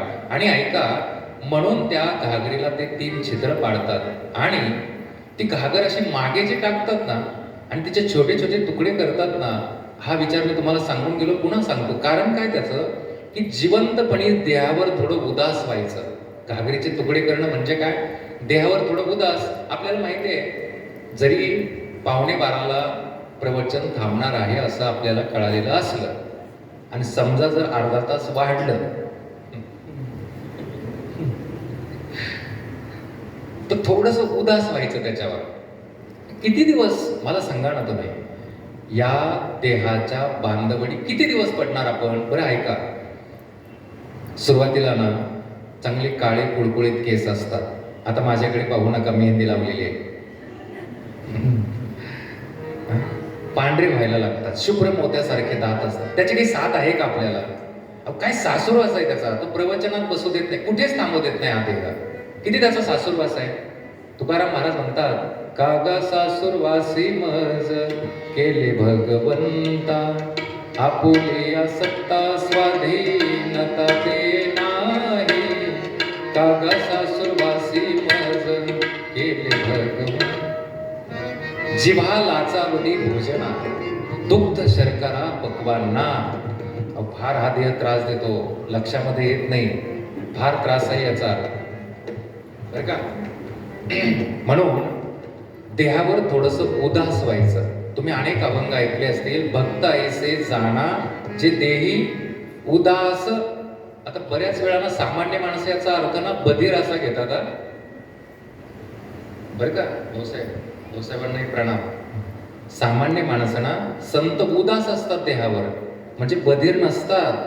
काय झालं, एकनाथ महाराज एकदा स्नानाकरिता नदी पात्रामध्ये गेले आणि एक विंचू पाण्यामध्ये वाहत चालला होता. हे काही नाथांना बरं वाटलं नाही, तो मरेल पाण्यामध्ये, म्हणून त्यांनी त्याला काय केलं, हाताच्या ओंजळीमध्ये घेतलं आणि किनाऱ्यावर आणण्याकरिता निघाले. पण जेव्हा पाण्यातून बाहेर आला ना, त्या विंचवाने काय केलं, दंश केला नाथांना. आता दंश केल्यामुळे परत हात थोडे थरथर कापले, तो विंचू परत पडला, परत त्यांनी उचलला. असं 2-3 वेळा झालं, पण शेवटी त्यांनी म्हणजे एकनाथ महाराजांनी त्या विंचवाला किनाऱ्यावर सोडलं. त्याने त्याचा गुणधर्म सोडला नाही. एक माणूस पाहत होता, म्हटले महाराज अहो तो विंचू आहे, काय त्याच्या नादी लागले, तो त्याचा स्वभाव सोडत नाही, तो तुम्हाला दंश करतोय. एकनाथ महाराज म्हणले, साधा विंचू जर त्याचा गुणधर्म सोडत नाही तर माझाही स्वभाव आहे त्याला वाचवण्याचा, मी तरी कसा सोडणार. पण ऐका पुढचा ऐका आता. ज्या अर्थी नाथांना विंचू दंश करत होता, मग नाथांच्या शरीराला वेदना होत नसतील, वेदना होत असतील का नाही. उलट सामान्य माणसापेक्षा संतांचं शरीर संवेदनशील असतं. उदास म्हणजे ते बधीर नसतात. हे पहिल्यांदा समजा, नाही तर लोक म्हणतात काय मग महाराज, कुत्ता जाणे चमडी जाणे.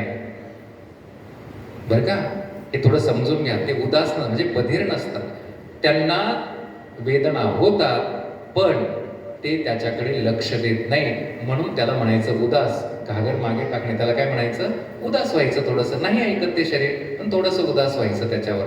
आणि बघा ना तुम्ही किती त्याचा त्रास आहे ना. नाक तोंड गळू लागले, इच्छा आहे का हो आपली, नाक तोंड गळू लागले, लाळ आणि शेंबूड, श्वानापरी गती झाली, सर्व करती हाडाहाट. मला सांगा, तरुण राहण्यासाठी मी सांगून गेलो ना, किती प्रयत्न आहेत आपले. तरुण राहण्यासाठी किती प्रयत्न करतो, म्हातार होण्यासाठी काही करतोय आपण. आता आम्ही 50 वर्ष झालं काही प्रयत्न केले म्हातार होण्यासाठी. म्हणून त्याच्यावर जिवंतपणे थोडं उदास व्हायचं. तुका म्हणे भावे देहावरी उदास, कशाकरिता, रघुमा देवीवर जोडावया. तुम्हाला जर भगवंताची प्राप्ती करायची असेल त्याच्यावर थोडंसं उदासच व्हावं लागेल. म्हणून त्या घागरीला ना काय करतात, तिचे छोटे छोटे तुकडे करतात. आणि ऐका, ती घागर फिरवत असताना ना जी प्रदक्षिणा करतात ना, ती मंदिरामध्ये करतो तशी करत नाही. हा, मंदिरामध्ये कशी करतात, पण मंदिरात तर गेलो पाहिजे ना आम्ही, इथून आमची सुरुवात आहे. पुढचं काय होतं, कधी कधी एखाद्याचं नवीन लग्न होतं आणि त्यांना गणपतीच्या आरतीला बोलवतात. अहो कधी आरतीच घेतलेली नसते, काय किती पंचायत होऊन जाते. कसं जीवन आपण जगत असतो, कशी ओवाळायची आरती, सगळी फसगत होते हो. ऐका, इथून पुढे लक्षामध्ये ठेवा, आरती ओवाळताना किंवा मंदिरामध्ये प्रदक्षिणा करत असताना डावीकून उजवीकडे करायची. घड्याळाचा काटा सुद्धा डावीकून उजवीकडे फिरतो. चुकत असेल तर नंतर विचार करून सांगा मला. पण मरणानंतर मात्र उजवीकून डावीकडे प्रदक्षिणा करायची. आणि बघा तुम्ही, एरवी आपण जेव्हा जीवनामध्ये काही संकल्प करतो, असं हातामध्ये पाणी घेतो आणि असं पुढे अर्पण करतो भूमीवर. मरणानंतर काय करतात, हातामध्ये पाणी देतात आणि ते असं अंगठ्याने सोडायला लावतात, म्हणजेच उलट सोडायला लावतात. आता त्याचं कारण आहे का, अंगठ्या शेजारच्या बोटाचं नाव आहे तर्जनी, आणि या दोघांच्या मध्ये जो खड्डा आहे ना, याला म्हणायचं पितृतीर्थ. मग ते पाणी, ते जल पितरांना तर्पण व्हावं, अर्पण व्हावं म्हणून उलट टाकतात. उलट, मरणानंतरचं कर्म सगळं उलट. ऐका, काय कारण असेल हे उलट करण्याचं, तर श्रीमद भगवद्गीतेमध्ये भगवंताने अर्जुनाबरोबर जो संवाद केला त्याच्यामध्ये भगवंताने एक रहस्य सांगितलं. काय रहस्य? भगवान म्हणाले, अर्जुना, मी जे हे संपूर्ण ब्रह्मांड बनवलेलं आहे, चंद्र, सूर्य, तारांगण, पृथ्वी, स्वर्ग, मृत्यू, पाताळ, तर या संपूर्ण ब्रह्मांडाला एक झाड आहे अशी जर उपमा दिली, हे ब्रह्मांडाचं एक संपूर्ण मोठं झाड आहे अशी जर उपमा दिली, तर या झाडाचं मूळ वरती आहे. बारकाई नाही का? या झाडाचं मूळ कुठे आहे? वरती आहे. एरवी आपण सामान्य जे झाड पाहतो त्याचं मूळ कुठे असतं? सामान्य झाडाचं मूळ कुठे असतं? जमिनीमध्ये असतं. मूळ दिसत नाही, वरचा त्याचा विस्तार आपल्याला दिसतो. तसं हे ब्रह्मांडाचं जे झाड आहे ना, त्याचा विस्तार आपल्याला दिसतो, मूळ वरती आहे आणि ते दिसत नाही. सांगा बरं ऐकणाऱ्यांमध्ये की ब्रह्मांडाचं मूळ काय आहे? भांडणं झाल्यावर कसं म्हणता हो, सखूबाई पाय बर का, तुला द्यायचे असले पैसे तर दे, नाही तर वरचा पाहतो. कोण हा वरचा? म्हणजे परमार्थ करत जरी नसलो तरी लोक काय म्हणतात, रामभाऊ बघा, नाही तर शेवटी वरचा. वरचा म्हणजेच या ब्रह्मांडाचं मूळ आणि त्याला म्हणतात परमात्मा. आणि या परमात्म्याकडे जर जायचं असेल तर या संसाराच्या विरुद्ध उलट दिशेनं प्रवास करावा लागतो. नाही तर भवाच्या पुरी वहावसी, हे जे इंद्रिय आहेत ना ते अंतर्मुख करावे लागतात. ती साधना जीवनामध्ये करावी लागते. म्हणून मरणानंतरचं क्रियाकर्म उलट करतात. तो घट फिरवतात, त्याला 3 छिद्र पाडतात आणि पाठीमागे तो घट असा पाठीमागे टाकतात. आणि मग तो घट टाकल्यानंतर काय करतात, तर अशी बोंब मारायचं शिकवतात. बोंब मारायला लावतात. 2दा बोंब मारत असतात.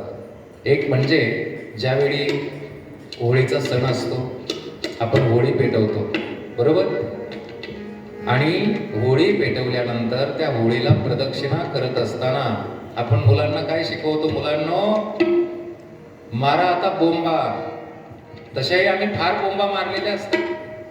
अर्थ पुन्हा चुकीचा घेऊ नका. म्हणजे होळी असेल, मरणानंतर असेल, तर आता बोंब मारणे म्हणजे काय, तर बेंबीच्या देठापासून आरोळी मारणे. बारकाई नाही का?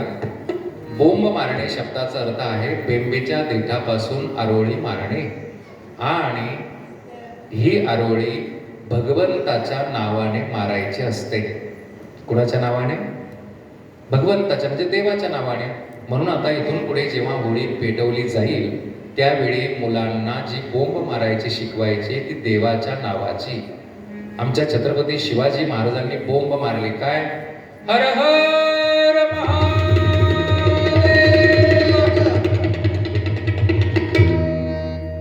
तुम्ही हर हर महादेव म्हणा, मंगलमूर्ती मोरया म्हणा, तुम्हाला जे आवडेल ते म्हणा, बरं का?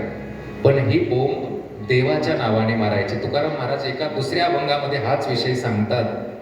केले कर्मांतर, केले कर्मांतर, केले कर्मांतर, केले कर्मांतर.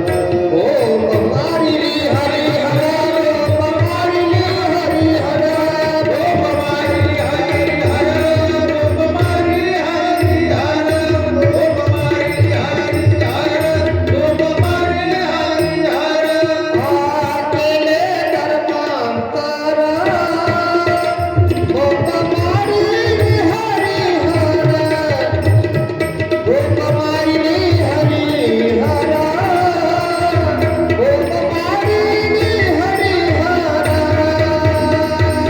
केले कर्मांतर, ओम मारिली हरी हर, ओम मारिली हरी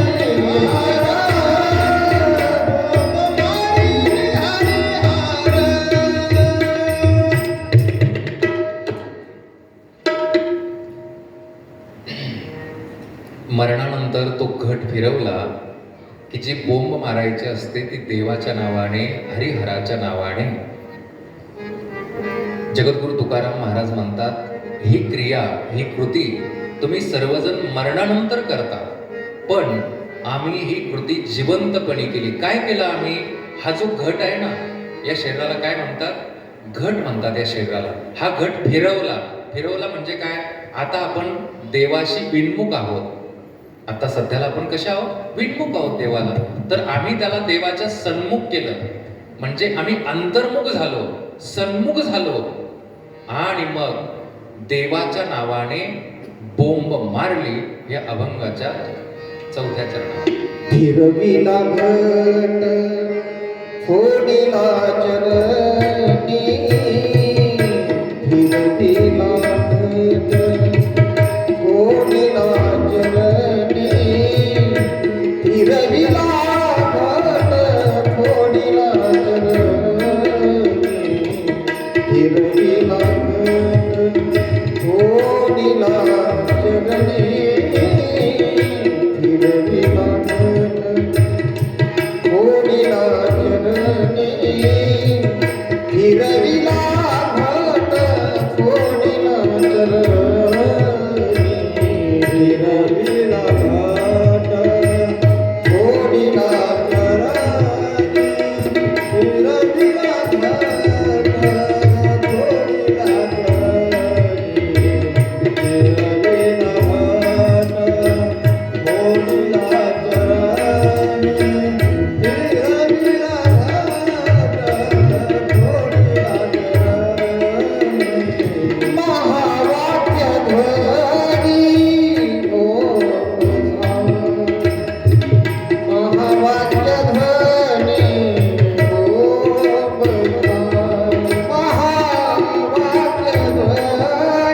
फोडिला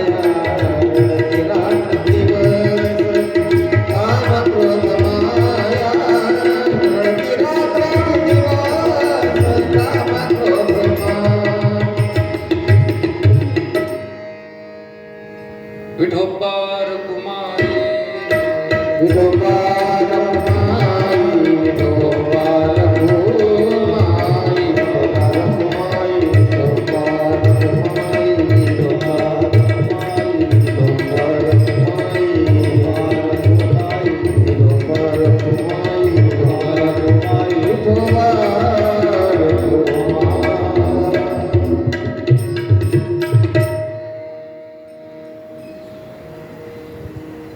या ठिकाणी 5 चरणाचा विचार आपला झालाय. एकच चरण अभंगाचं राहील. फिरविला घट फोडिला चरणी, महावाक्य ध्वनी.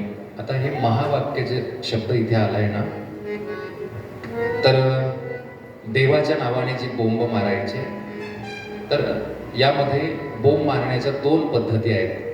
एक म्हणजे अवांतर वाक्य आणि एक म्हणजे महावाक्य. थोडं कठीण वाटेल आपल्याला, पण एकच शब्दामध्ये सांगणार आहे.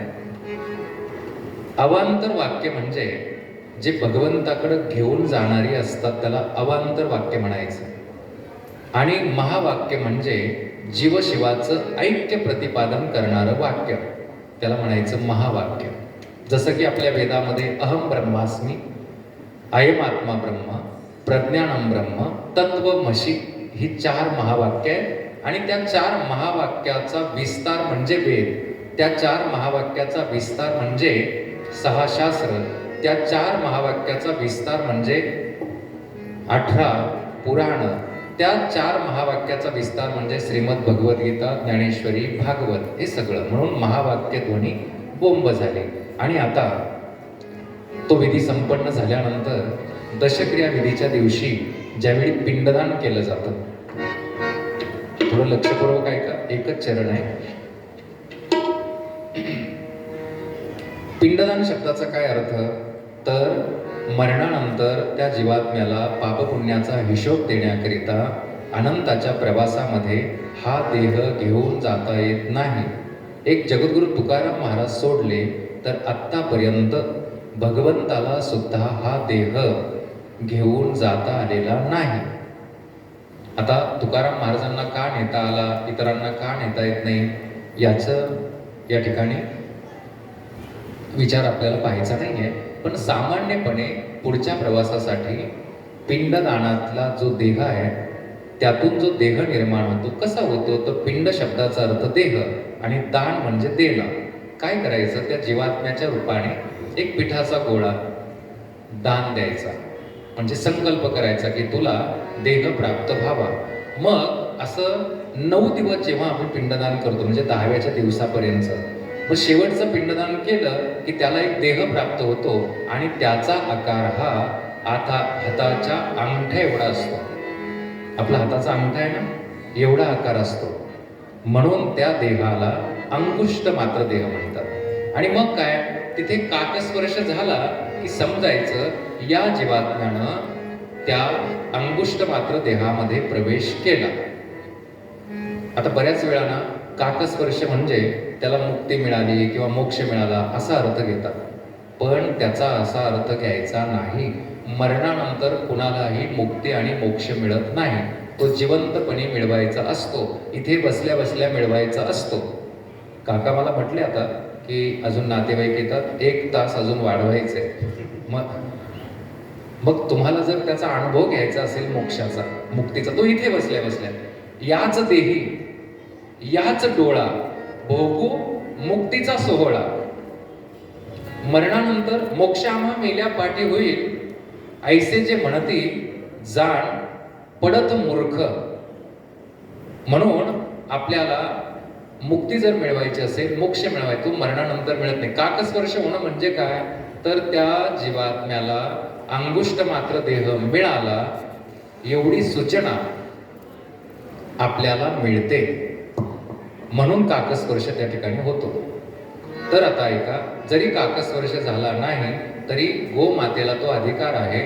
गोमातेचा स्पर्श त्या पिंडाला केला की हा जीवात्मा आपल्या पाप पुण्याची शिदोरी घेऊन त्या अंगुष्ठ मात्र देहामध्ये प्रवेश करतो. आणि आता दशक्रिया विधीच्या दिवशी जो प्रमुख विधी केला जातो ना, तर तो आहे तिलांजलीचा.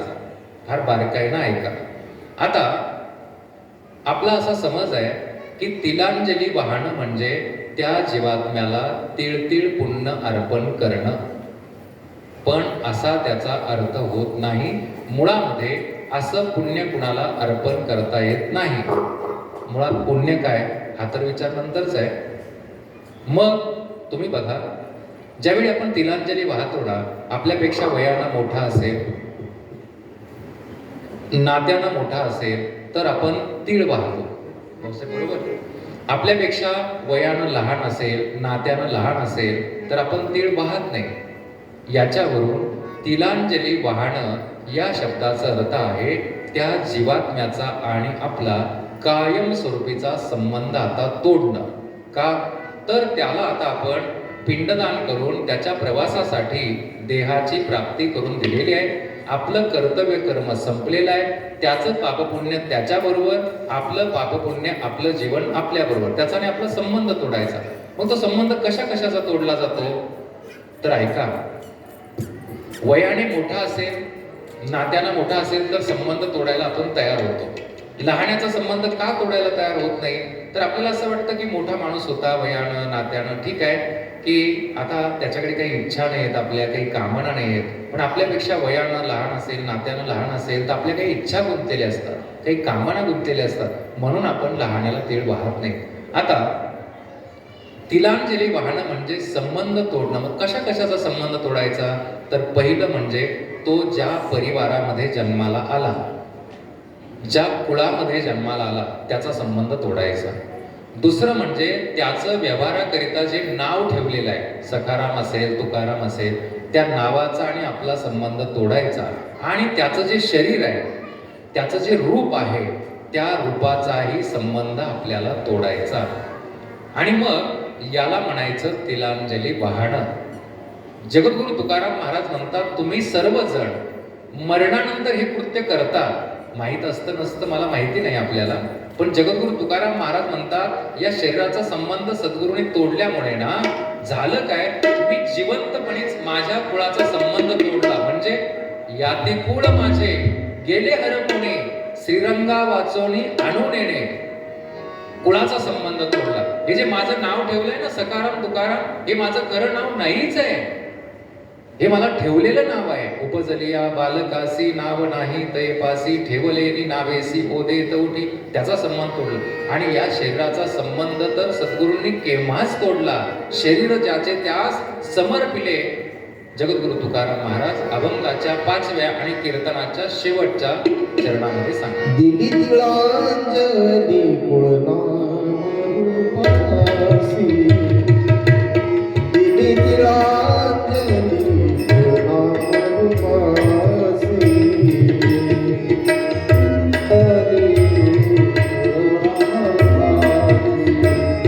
दिली तिळांजली कुळनाम रूपासी,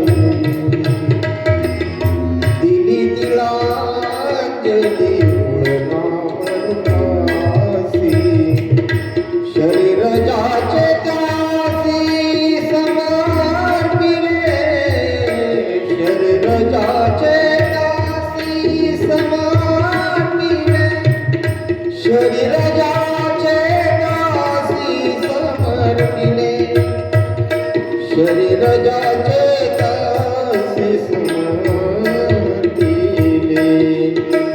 रडती रात्रंदिवस काम क्रोध माया, रडती रात्रंदिवस काम क्रोध माया, मनती हाय हाय यमधर्म. हे बघा आज या ठिकाणी कैलासवासी विलास अशोकराव नागुलवादे यांच्या प्रथम पुण्यस्मरणाच्या निमित्ताने हा जो संगीत प्रवचनाचा कार्यक्रम या ठिकाणी संपन्न होत आहे. जे परमार्थ स्नेह हरिभक्तपरायण बाळकृष्ण महाराज खांदे यांच्या मुखारविंदामधून आपण ज्ञानामृत श्रवण करत असताना याच अनुषंगानं ज्यांची उपस्थिती या ठिकाणी आपल्या झालेली आहे. महाराष्ट्रातील एक थोर निवेदक आपण ज्यांना टी व्हीवरती रेडिओवरती ऐकलेलं आहे असे आमचे सन्मित्र राजेंद्र जगताप अहमदनगर हे या ठिकाणी उपस्थित झालेले आहेत. त्यांचा खूप सुंदर आवाज आणि ऑर्केस्ट्रा ते या ठिकाणी लोकांच्या मनोरंजनासाठी भगवंताच्या दरबारामध्ये सुद्धा त्यांचे कार्यक्रम होतात. त्यांना विनंती आहे कृपया 2 मिनिट स्टेजवर या.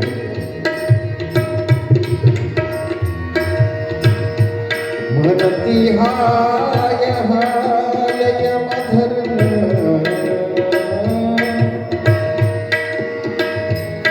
म्हणती हाय हाय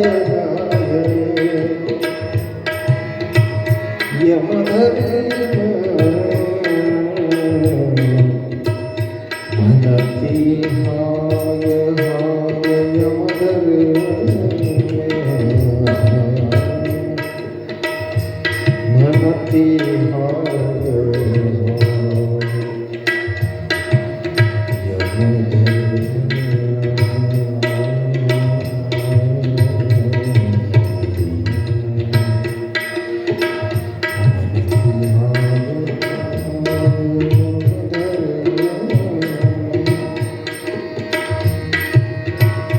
म्हणती हाय हाय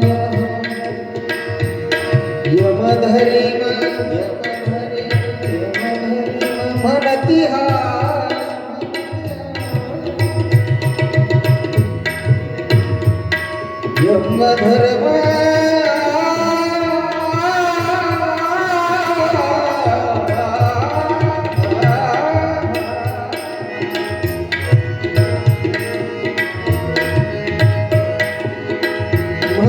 हाय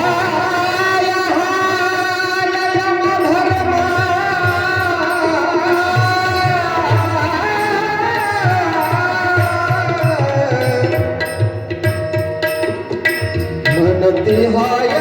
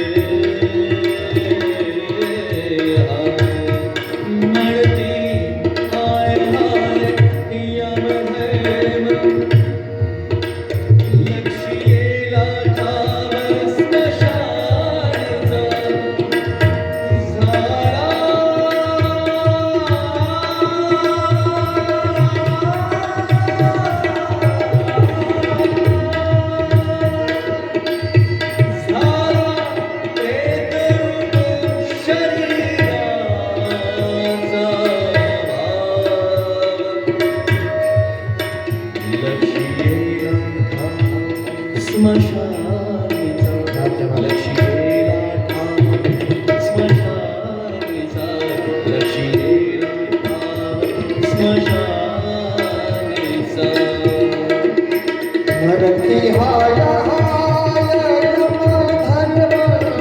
मरती हाय हाय धर्म रडती रात्र दिवस काम क्रोध माया रडती रात्र दिवस काम क्रोध माया रडती रात्र दिवस काम क्रोध माया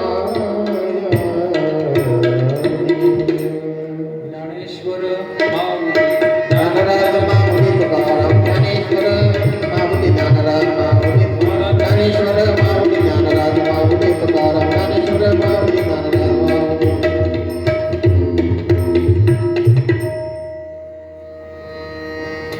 वेळ 15 मिनिटं गेले म्हणून दिलगिरी व्यक्त करतो. आज ज्यांच्याकरिता आपण इथे एकत्रित आलो असे आपल्या आंबिलवादे परिवारातील कैलासवासी विलासराव अशोक आंबिलवादे. खरं तर या परिवाराच्या दृष्टीनं अतिशय दुःखद अशी ही घटना. 1 वर्ष त्याला झालं. आता आपण खरं तर आता 1 वर्ष झाल्यामुळे असं म्हणावं लागेल की ते कुटुंब दुःखातून अजूनही ते सावरलेलं नाही आहे. दयागण परमात्म्याकडे आपण एकच प्रार्थना करू शकतो की आता तरी इथून पुढे कुणाच्याही जीवनामध्ये अशा प्रकारची परिस्थिती तू निर्माण होऊ देऊ नकोस, एवढी प्रार्थना केवळ आपण इथे करू शकतो. पुनश्च एकदा आपण सर्व आपल्या जीवनातील अनमोल वेळ खर्च करून या ठिकाणी उपस्थित राहिलात म्हणून पुनश्च एकदा आपले ऋण व्यक्त करतो, आभार व्यक्त करतो आणि आदरणीय काकांनाही पुन्हा धन्यवाद याकरिता देतो की आमचे भाऊसाहेब मामा उशिरा आले, पण काकांनी अजिबात उणीव जाणून दिली नाही. आता ज्यांना ज्यांना यातलं माहिती आहे की मागं म्हणण्याकरिता कोणीतरी पाहिजे असतं. आता नंदू भाऊ मी आम्ही काही काकांच्या मागे म्हणू शकत नाही, पण ती काकांनी अजिबात अजिबात जाणून दिली नाही आणि म्हणून त्यांनाही कोटी कोटी धन्यवाद. आमच्या भारत महाराजांना धन्यवाद. आणि अतिशय सुंदर गायन त्यांनी केलं म्हणून त्यांनाही धन्यवाद. नाहीतर नंतर आल्यावर येत नाहीत, पण ते आले, त्यांनी मान राखला आमचा म्हणून त्यांना धन्यवाद. आदरणीय भाऊसाहेबांना धन्यवाद. तर आता या ठिकाणी ज्यांचं पुण्यस्मरण आहे कैलासवासी विलासराव अशोक आंबिलवादे, आपण परिवारातील कोणीतरी त्यांची आरती या ठिकाणी घेणार आहोत. पण तत्पूर्वी आरतीची तयारी होईपर्यंत जय विठ्ठल भजन होऊन या ठिकाणी श्रद्धांजली होईल आणि श्रद्धांजली झाल्यानंतर आपण आरती घेऊयात, जे गडबड गोंधळ अजिबात होणार नाही. तर आता या ठिकाणी जो आपण अभंग घेतला होता, हा अभंग फार महत्त्वाचा आहे जीवनामध्ये. मरणानंतरची जी प्रक्रिया आहे ती जिवंतपणे घडावी आणि अशा अभंगाप्रमाणे जर जीवन असेल तर तो परमार्थ आहे. इहलोकातही आनंद आहे आणि परलोकामध्येही आनंद आहे. सर्वांच्या जीवनामध्ये अशा प्रकारचा इहलोक परलोक आनंदी व्हावा भगवंताची भेट आपल्याला व्हावी अशी सदिच्छा या निमित्ताने व्यक्त करतो. आणि माझ्या किंबहुना तुमचे केले धर्म कीर्तन सिद्धी नेले, एथ माझे जे उरले पायी कपन विठ्ठल जय जय विठ्ठल जय जय विठ्ठल जय जय विठ्ठल, विठ्ठल जय जय विठ्ठल. गेलेले करू वेडे बापुरे बकरे करा क्षमा पराध महाराज तुम्ही सिद्ध, काही विचारला बेकार मिया बोला. करा क्षमा पराध महाराज तुम्ही सिद्ध, म्हणे ज्ञानेश्वरा करा क्षमा पराध महाराज तुम्ही सिद्ध. तुझे 28 बाबा मागे रखमाई दिसती शोभा, नलकाचे बेटी ब्रह्मालिका शरणे वाहे देवा बुद्ध रे जगा जय देव जय देव जय पांडुरंगा वद पांडुरंगा रखमाई वल्लभा राहीचा वल्लभा पावे गोलका जय देव तुळशी माळा मुळा काढे करी तासे पितांबर कस्तूर लावी देव सुरगुरु नित्य करुण हनुमंता गुरुदेव भेदाती जय देव जय देव जय पांडुरंगा वद पांडुरंगा रखमाई वल्लभा राहीचा वल्लभा पावे गोलका जय देव. आषाढी कार्तिके भक्त जनेती वो साधू जनियती चंद्रभागे मध्ये स्थाने जगती दर्शन वेळा मात्रेचा हृदय मुक्ती सेवासे नामदेव भावे उभाळती. जय देव जय देव जय पांडुरंगा वहे पांडुरंगा रखमाई वल्लभा राहीचा वल्लभा पावे गोलका जय देव. आरती नामराजा महाकैवल्य तेजा सेवित साधू संत मनोनिधला माझा आरती नामराजा लोकले ज्ञान जगीत नेनत बोले अवतार काढून नाम ठेवले ज्ञानी आरती नामराजा महाकैवल्य तेजा सेवित साधू संत मनोनिधला माझा आरती नामराजा आ प्रकट प्रिय बोले विश्व ब्रह्मज्ञ केले रामराजा चरणी मस्तक दिले आरती नामराजा महाकैवल्य तेजा सेवित साधू संत मनोनिधला माझा आरती नामराजा. स्वामी सद्गुरुदामा सचिदानंद मूर्ती पाय दाखलला महाराज तुकारामा राघवे सागरात पाषाण तारिले तैसे तुकोबाने आरंभ रचिले आरती तुकारामा. स्वामी सद्गुरुदामा सचिदानंद मूर्ती पाय दाखलला महाराज तुकारामा. तुकिता तुलने से ब्रह्मा तुकासी आले हनुमते रामेश्वरी चरणी मस्तक धरले आरती तुकारामा. स्वामी सद्गुरुदामा सचिदानंद मूर्ती पाय दाखविला आरती तुकारामा. भले लोटांगण वंदित चरणा पायी पायी रूपदे दयाई